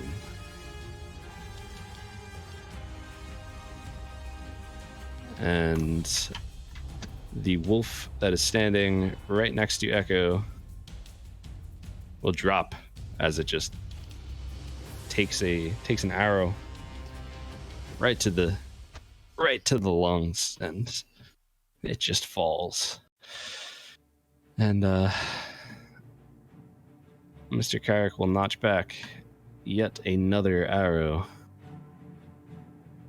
And you know, one thing I don't like about D&D Beyond, like, if you have spells there, you can't just like click on it and see the description of it. Yes, you can. I was like, yes, you can. Why don't you try that out? see if it's different. They might have updated it. That's funny. Oh man. Let's see. Okay. So he's just gonna make another attack with his bow on the one over by Miss Melly, and that will be a 14 to hit, which just hits. And this time it is just his arrow damage, which is not that dope. As that little wolf will take 6 points of piercing damage.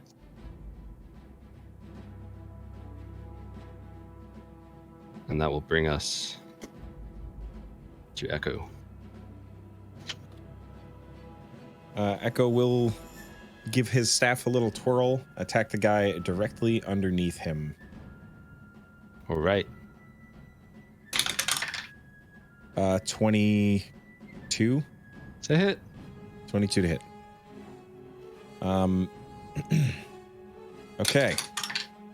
Okay, great. That is 7 plus 5 is 12 magical bludgeoning damage.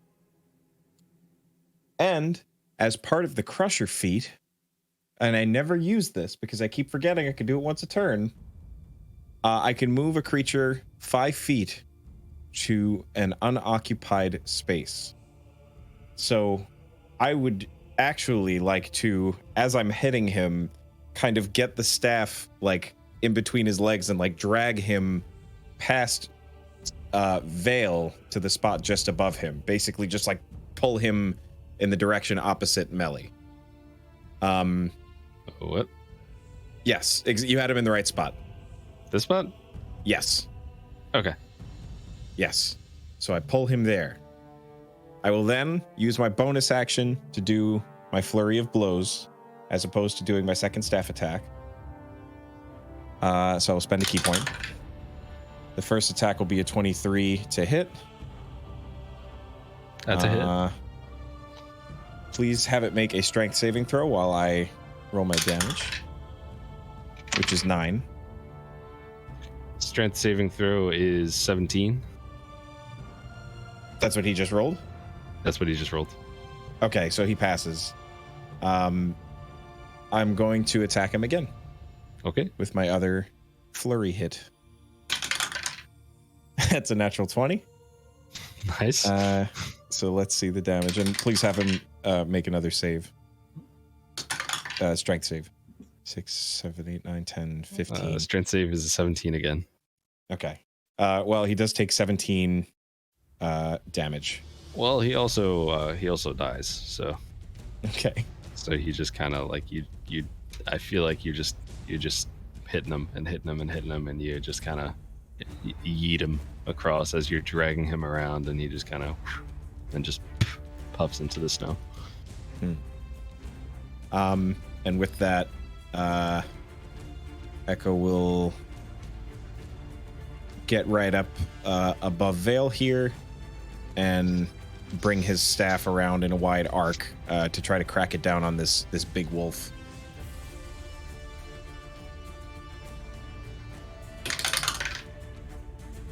21. 21 To hit. is a hit. Okay, perfect. I was like, not damage. Okay. That is 9 magical bludgeoning damage, and please have him make a Constitution saving throw. I'm sorry. Who were you hitting?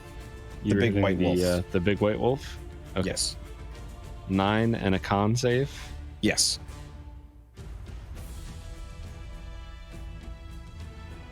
Alright. 16. Okay, he passes.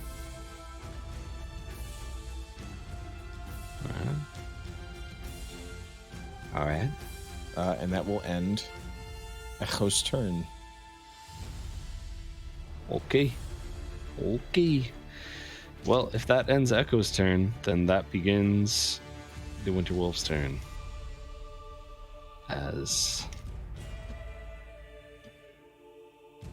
it looks to all of you and says, "You will feed my pack." Which is kind of creepy to see a wolf just start speaking common to you. Yikes.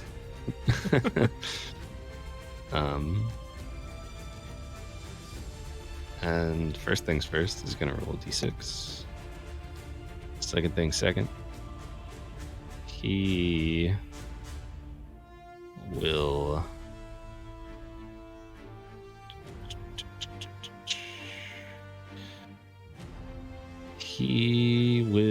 hit Mac, or attempt to, because he's not very happy about being backstabbed.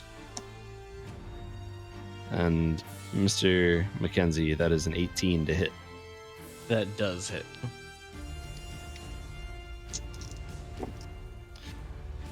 That's max damage. D6 plus 4. That puts us. That's 16 piercing damage. I'm going to use my reaction and use Uncanny Dodge and Nice. have that. Very nice. So good.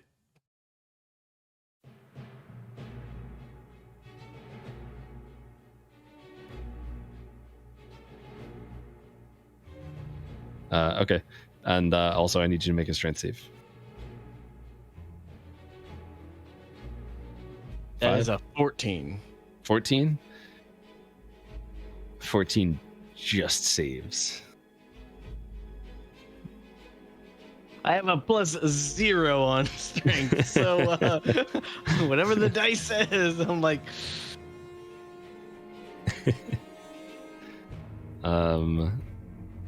So he's actually going to take a little risky move here. And pop out right here, taking the opportunity attack from Echo, if you still have a reaction left. Indeed, I do. But not from Mac, because you used your reaction. 17. 17 hits.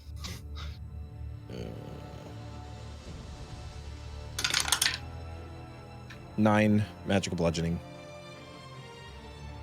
9? Mm-hmm. Okay.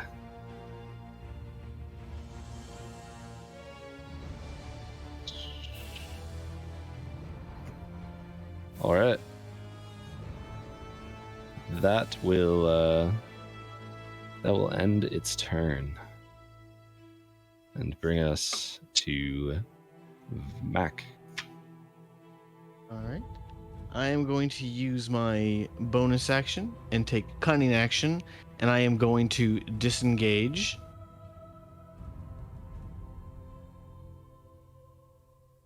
And as I'm passing the white wolf, I'm just going to say, I told you Reggie was the only thing feeding tonight. But I'm actually going to attack the wolf that hit Melly. Okay.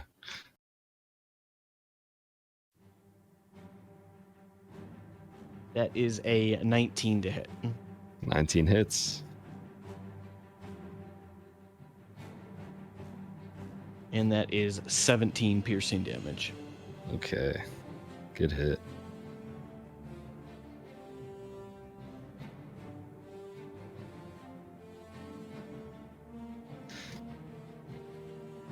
And that Yeah, will end my turn. As you run past, and there's just these all around, and these low, like, coming from really all, like, not all around, like there's more hiding, but like all around, as in like there's one on almost every corner. So, and after Mac is Vale. All right, we're gonna keep this pretty simple. How's this wolf looking? It's like it was white when you saw it originally. There's red all over its fur now. All right, Vale's gonna use his bonus action and cast chromatic charge, and using the fire ruby. Mm-hmm. And he's going to just slide down to get into a position of flanking with Mac.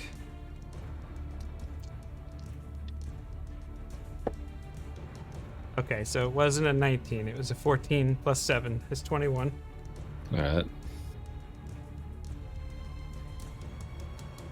So that is 13 piercing plus 7 fire. So 20 all day. Okay. It is looking beat up, and its fur is like singed from where you hit it. Like there's like, you see just there's what was like a white beautiful coat is now red, and there's these spots that just have this, like, from where you just took your attack, there's just this black, just burnt look on it there.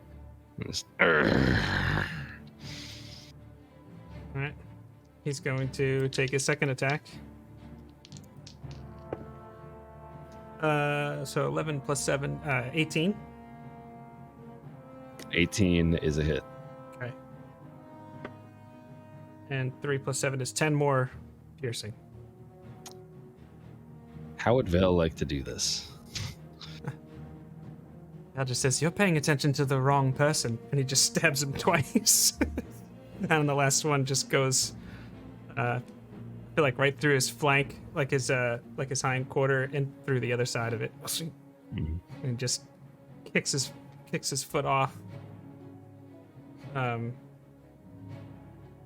kind of to push him off the rapier. He turns and looks, and then just takes a step down here with his move, and then he's done. But I think he gets 2 health back from killing the Hexblade Curse target. Nice. And he will end his turn. Okay. Belly. Alright, so first, Melly is gonna cast Healing Word at 2nd level. She's gonna hit Echo with that. Hold on, I gotta roll. Here we go. Come on, buddies. Oh. It did me dirty. Alright. That's gonna be 9 points to Echo. And then Melly is gonna cast Word of Radiance, which is a cantrip, and Healing Word is a bonus action. She's okay with action economy, right? We're good there? Yeah, so that wolf that's right in front of her needs to make a Constitution saving throw.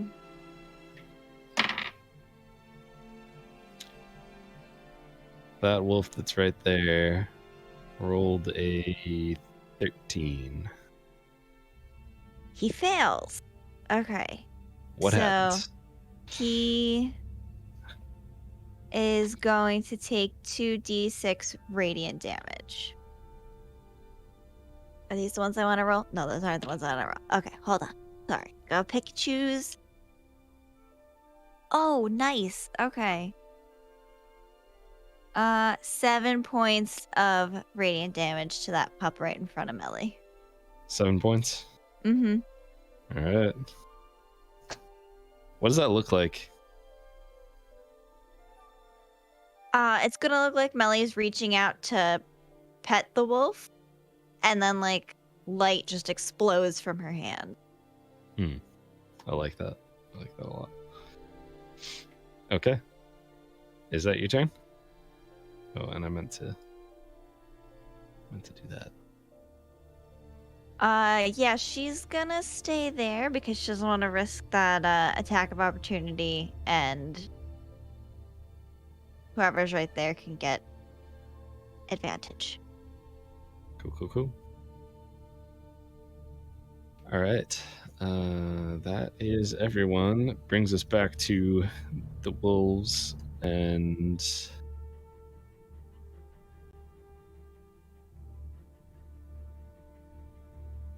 this wolf here is going to take the disadvantage, or I'm sorry, the disengage action, and just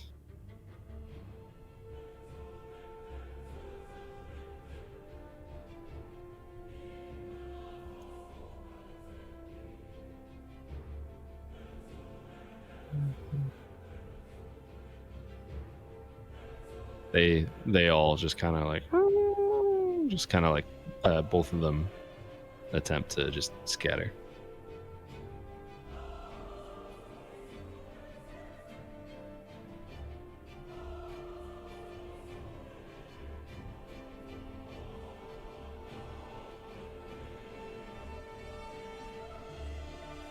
And that brings us to Carrick's turn, and Carrick is just gonna hold his bow out like he's ready, just in case something comes out. But nothing does. And then it would be the Winter Wolf's turn, which is very dead. And then it would be Echo's turn. Does Echo choose to... Go ahead. I think Echo's... I don't think Echo's going to do... And, I think he would take the dodge action. He would just, like, as opposed to, like, looking for a thing to hit, he's more just, like, keeping his head on a swivel in case something attacks. Okay. Mac? Am I able to still see that wolf? Which one? Top left or... The bottom right one. Bottom right one... Let's see. 10.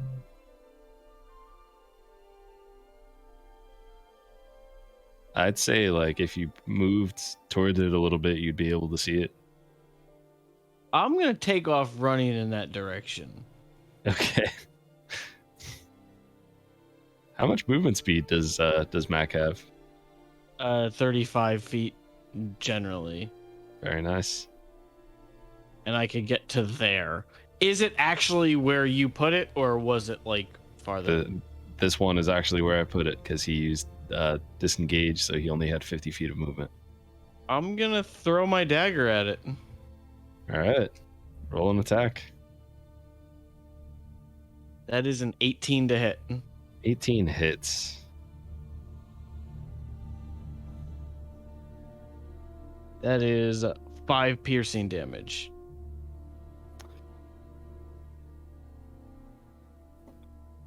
How would Mac like to do that? I just literally, like, aiming for right behind its ear, like, just kind of like neck, just kind of like that spot, just as he's just running, and then just like is like chucking it, and then, as soon as it hits, he goes ahead and brings it back to him, because this dagger just reappears in his hand. So it's almost like it just hits, the wolf collapses, and then there's nothing there to show what actually hit it. Yeah. And the wolf was running as well. So it just kind of like it's sprinting, and suddenly it just and tumbles over. And yeah, he did. I'm going to take the dash action, and I'm going to run back over. All right, and you're able to do that as a rogue, bonus action dash, correct? Yes, bonus action. Very nice, Sorry. very nice. No, nothing to apologize for. I was just I was just saying it's a cool ability. And then ending my turn. All right. I believe that brings us to Vale. Yeah, Vale, it's your turn next. I think Vale would just take a few steps down this way, and then just kind of stand on guard with his shield and sword. He would take the dodge action, I think. Nice. That's it. Nice. Oh, this is Anytime great. Jake takes the dodge action, I So just, yeah, anytime we can, Michael.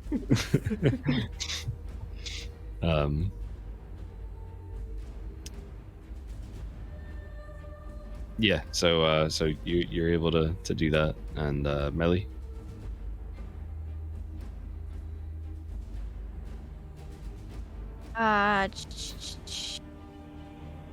Melly's gonna move just like right up here, and then I guess take the dodge action as well. All right. Cool.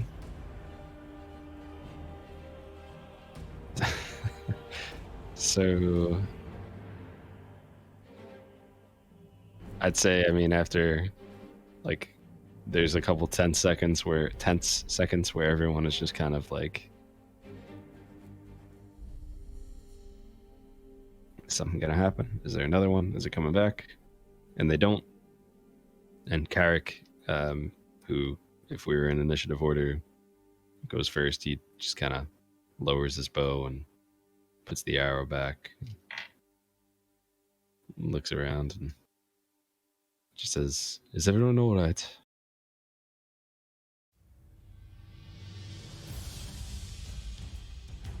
Never better. Are you? Yes, I'm fine. It was a surprise in the beginning, but Melly helped out. I'm feeling much better.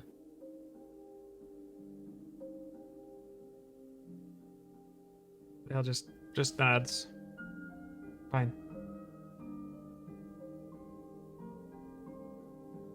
Furrowed brow. Wipes the blood on his off the rapier and puts it on puts it away.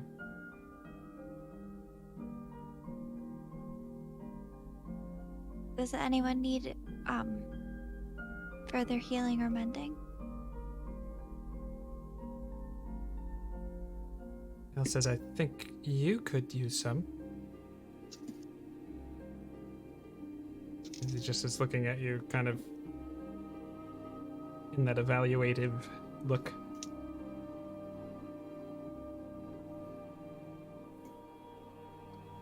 I just wanted to make sure that everyone was all right first.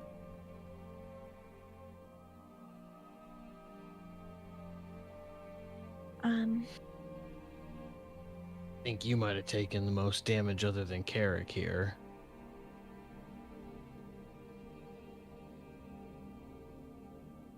Looks Well, like you got gnawed on just a little bit.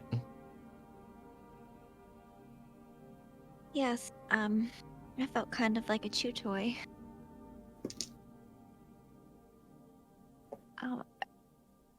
Do we want to press on or maybe take a small rest? Is it getting dark, Josh, or? It's actually like the wind is starting to pick up even more. There's some strong winds happening now. It's beginning to snow even heavier. It's still freezing. And actually, can everyone roll a Constitution?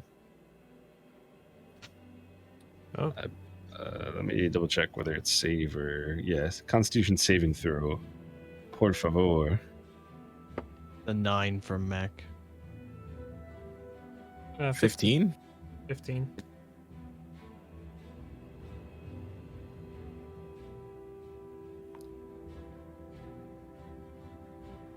$16. Okay. So, and let me roll for Carrick as well. Did we all lose our pinky toes? I have the toes I have. Let's leave it at that. So, Carrick and Mac both look like very cold at this point. Like you could see like some of the sweat on their face actually. Like, you know when you've seen movies, right? And the person with the beard has like ice on their beard. Like that's what they're looking like. Moisture from their breath gets blown into it and freezes. Ugh. Yeah. Yikes. Is that how it happens? Is that It's the only explanation I could think of.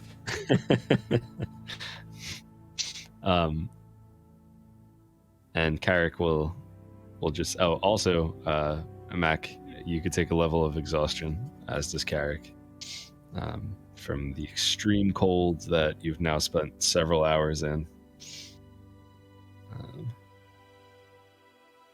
Carrick will say, with this weather, I don't know how much longer we'd make it traveling. I think we'd do best if we made some sort of camp. Yes, I agree. Do you think this is a good spot? Are we in a cave? No. You said like an icy rock thing, so I'm a little confused. You're not really in a cave. It's just kind of like different. You're in the mountains, right? So there's like rock formations like popping up and everything, and you know. Bell would not have said that. He would have mentally instructed Isla to try and find a cave or cavern of some kind. To find a cave? Okay. Or just something that would look like shelter.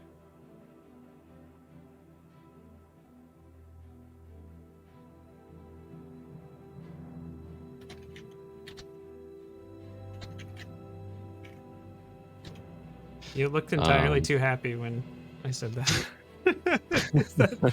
Find a cave? With that evil grin. Yeah, no, that's fine. So yeah, if that's what you would like her to do, why don't you roll a investigation check or survival? I guess survival. I don't know, whatever she's better at. Definitely survival.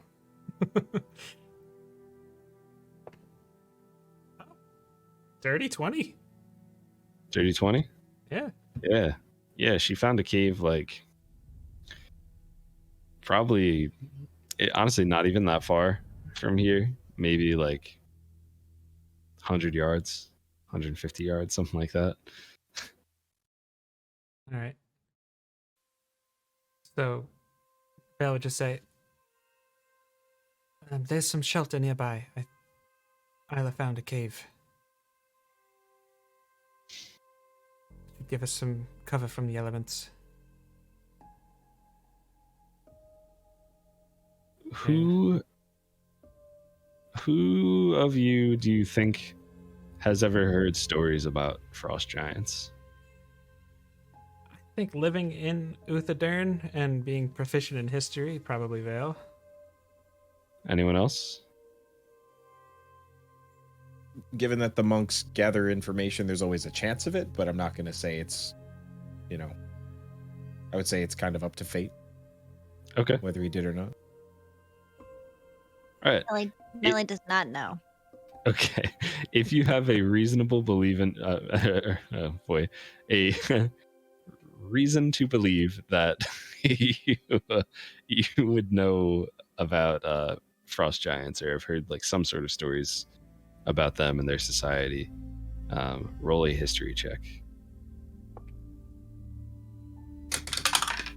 18. So, dumb question, but would Mhm. exhaustion affect a history check at all? Exhaustion affects ability checks, so yes, it would affect a history So check. I would roll that at disadvantage? Yes, you would, Okay. as would Carrick. I got a natural 20 You got a natural for 21. Uh-huh. Okay. Nice. I I got got an an 18. You got an 18? Okay. I did. So,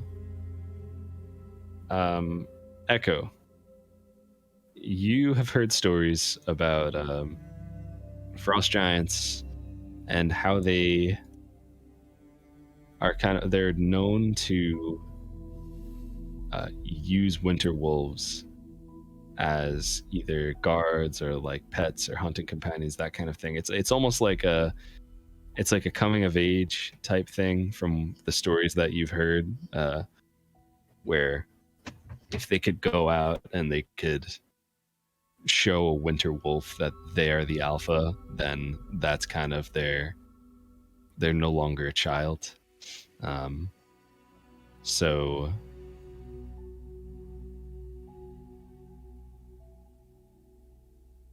I don't know. I mean, do with that information as you choose. Vale, you've also heard stories about frost giants and winter wolves, and that they've been known to, you know, if they don't, if they can't get a winter wolf to like obey it, you know, they'll fight them and use the pelts and that kind of thing and everything. So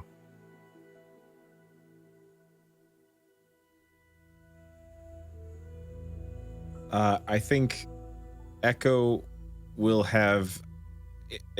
Is it obvious that Mac is struggling? Would you say? Does he look pretty cold? Mac, you trying to hide the fact that you're cold? Yes, 100%. Roll deception. Should I roll At insight against disadvantage? Yeah. Yeah, if you're trying to like, yeah, I'd say you could roll insight. And That's a insight 6. against 6. I mean, at disadvantage. Yeah, I got a 24. So Otherwise, it would have been a 16. But You could tell that he's pretty cold. okay. So I think without being too like dramatic about it, while like looking around almost like trying to be nonchalant, I think Echo would walk over and just kind of give Mac a hand, even if he's just like kind of standing next to him, you know, just maybe like put a hand on him, like help him stand up and just walk next to him, trying to give him a hand. But as he's doing that, I think he would. Yeah. Okay. I think he would actually ask this to Carrick, but loud enough where everybody would hear.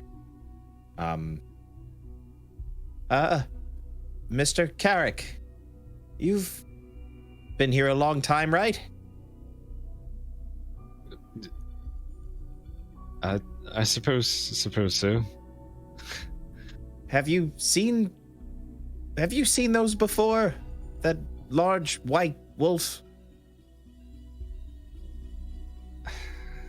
We see them from time to time. All sorts of nasty monstrosities that can be found in these areas. I've just I'm putting some pieces together. Is there a name for those? We call them winter wolves.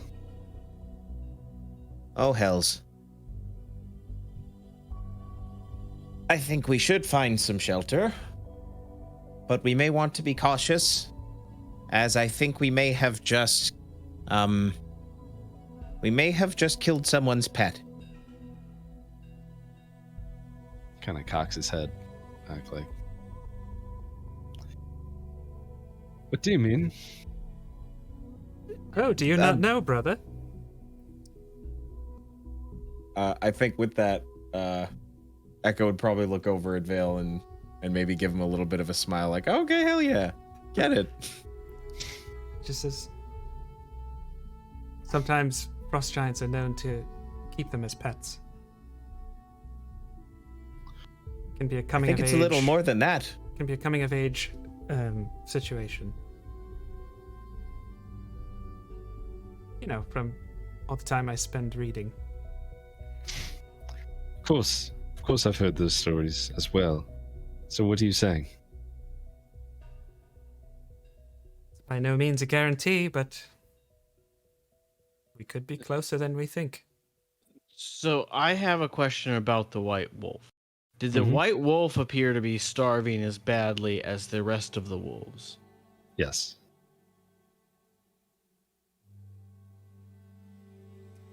And we all noticed that? Mm-hmm. If it was a pet, I would be somewhat surprised if they would let it get to that kind of a level of starvation. Unless something then else is in the area, picking off its food source. Hmm.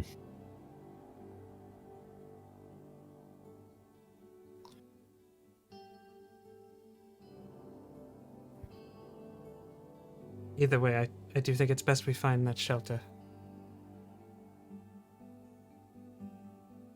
Agreed. Let's keep a sharp eye.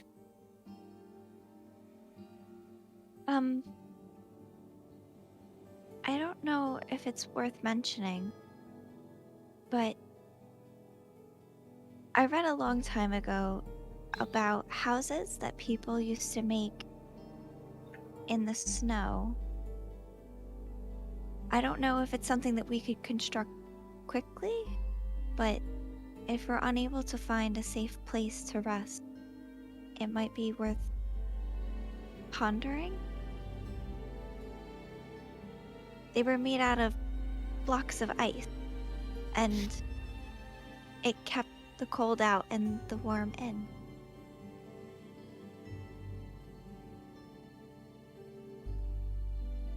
Do you know how to make such a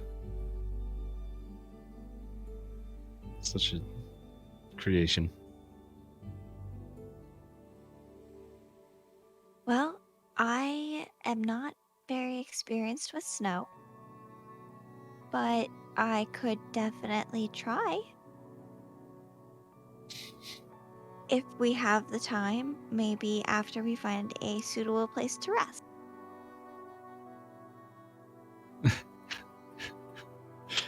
Sure.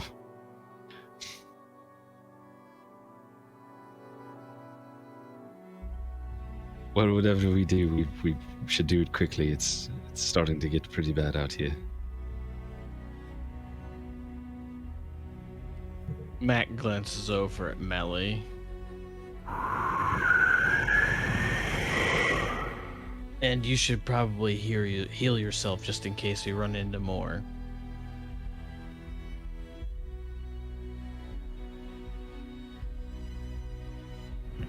As long as no one else needs any healing first.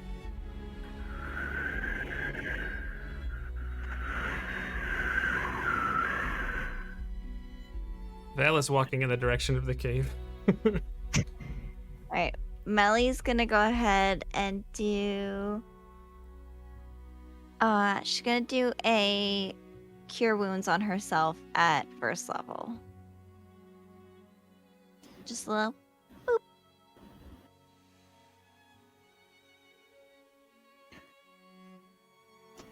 Just a little boop. Boop. Nice.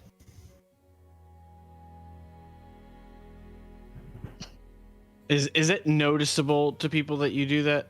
Like, I don't know what your cure wounds looks like.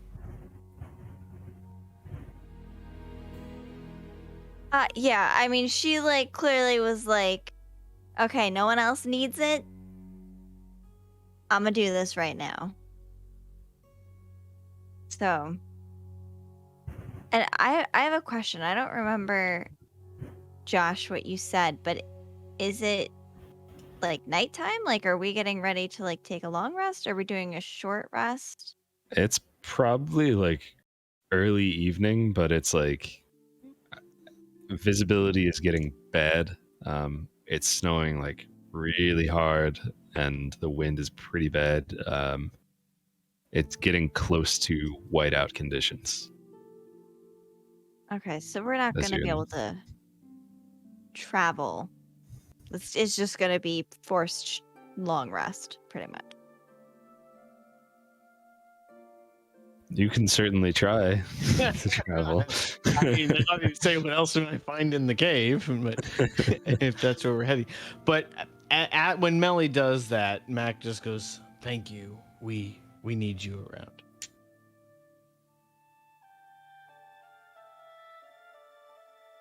And then just kind of like continues on with, like, obviously Vale is walking in a specific direction. Like, looks like he knows where he's going, so I'm kind of heading that direction also.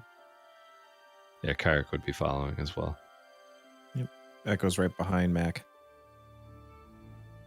Yeah, Melly is walking close to Mac as well. Like after he said that, she's gonna just fall and step behind him or next to him. 'Cause I'm feeling most people are not gonna let her be at the back.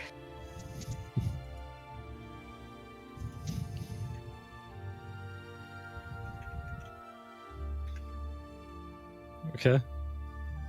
So, it's pretty bad.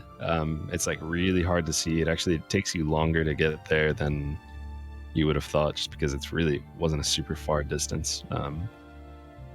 But you are able to make it to the cave that Vale saw through Isla, and it's a pretty big opening, maybe like 25 feet wide, the opening to this cave, and you're kind of able to get in. You get cover from the snow, cover from the wind, and it looks like the cave kind of like continues on and through into the mountainside. It's 25 feet wide. The opening, yes. How tall is it? How tall is it? Mm-hmm. Maybe like at its highest point, probably like 10 feet. Okay. Given my knowledge or potential knowledge of frost giants, do I feel like that would be an uncomfortable? It would be very uncomfortable for a frost giant. Yeah. Okay. I think this. Not that a frost giant couldn't fit in here. At least this might be something they wouldn't immediately look to. A little short. Which is kind of terrifying to think, actually.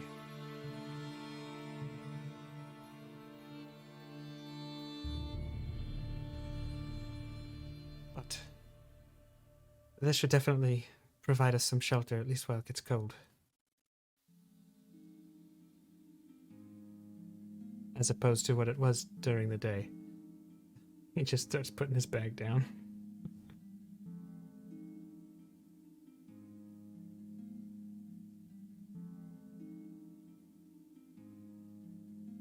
How far into the cave can we see? Because I'm assuming we're going like at least 15, 20 feet in, so we're like out of the wind portion of it.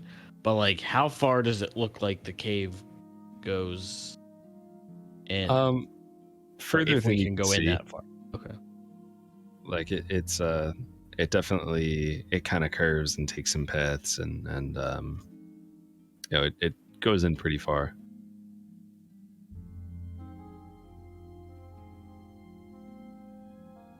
Well, it's not a shallow cave, so we probably should keep an eye on both sides.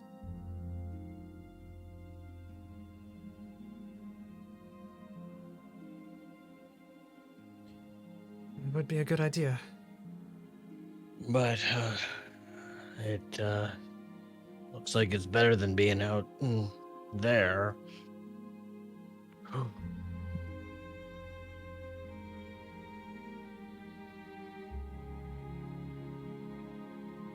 Do we think that it would be appropriate and safe to maybe have a small fire? I just wouldn't want to draw too much attention.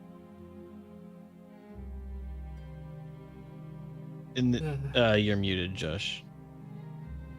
I don't think we'd be able to get through the night without a small fire. And this is the first time I actually look at Carrick since we've left. Is there any other humanoids out here other than the frost giants, which aren't exactly humanoids, but Frost giants, orcs, goblins. Plenty of creatures live here. Only the strongest of those survive out here, though. well, we do risk attracting them, but I do think it is kind of necessary.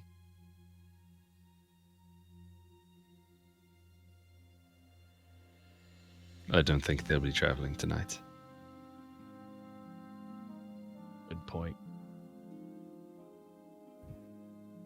Val sends Isla about 100 feet into the cave. Beyond. Tells her to stay within telepathic range of him. And says she sees better than I do in the dark. And I think she could keep a good eye on anything that would be heading in from that direction. Much better than sticking her outside, I think. Can Isla hear, too? I mean, I know she can. But... Yeah, she's got advantage on sight and hearing. And 120 feet of dark vision. Yeah, make a perception check with advantage. 13. Yeah, as all of you are trying to make camp and get the fires started and all that kind of stuff, Isla hears a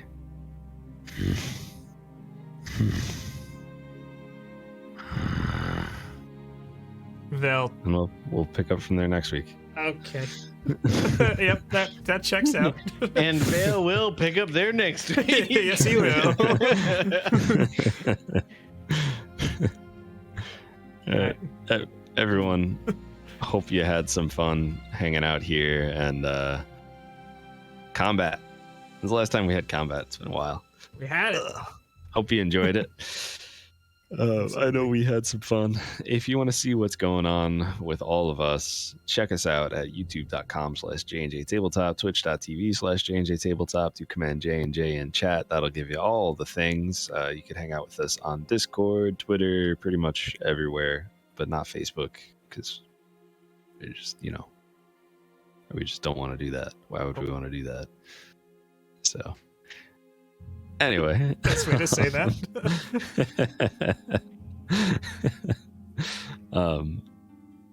So if you want to catch up on past episodes, you can find them on YouTube. You can find them on Spotify and everywhere else where you find podcasts. It's going to be Rare Drop Roleplay. Hope to see you soon. Thanks for hanging out with us, and we'll catch you on the flippity flop.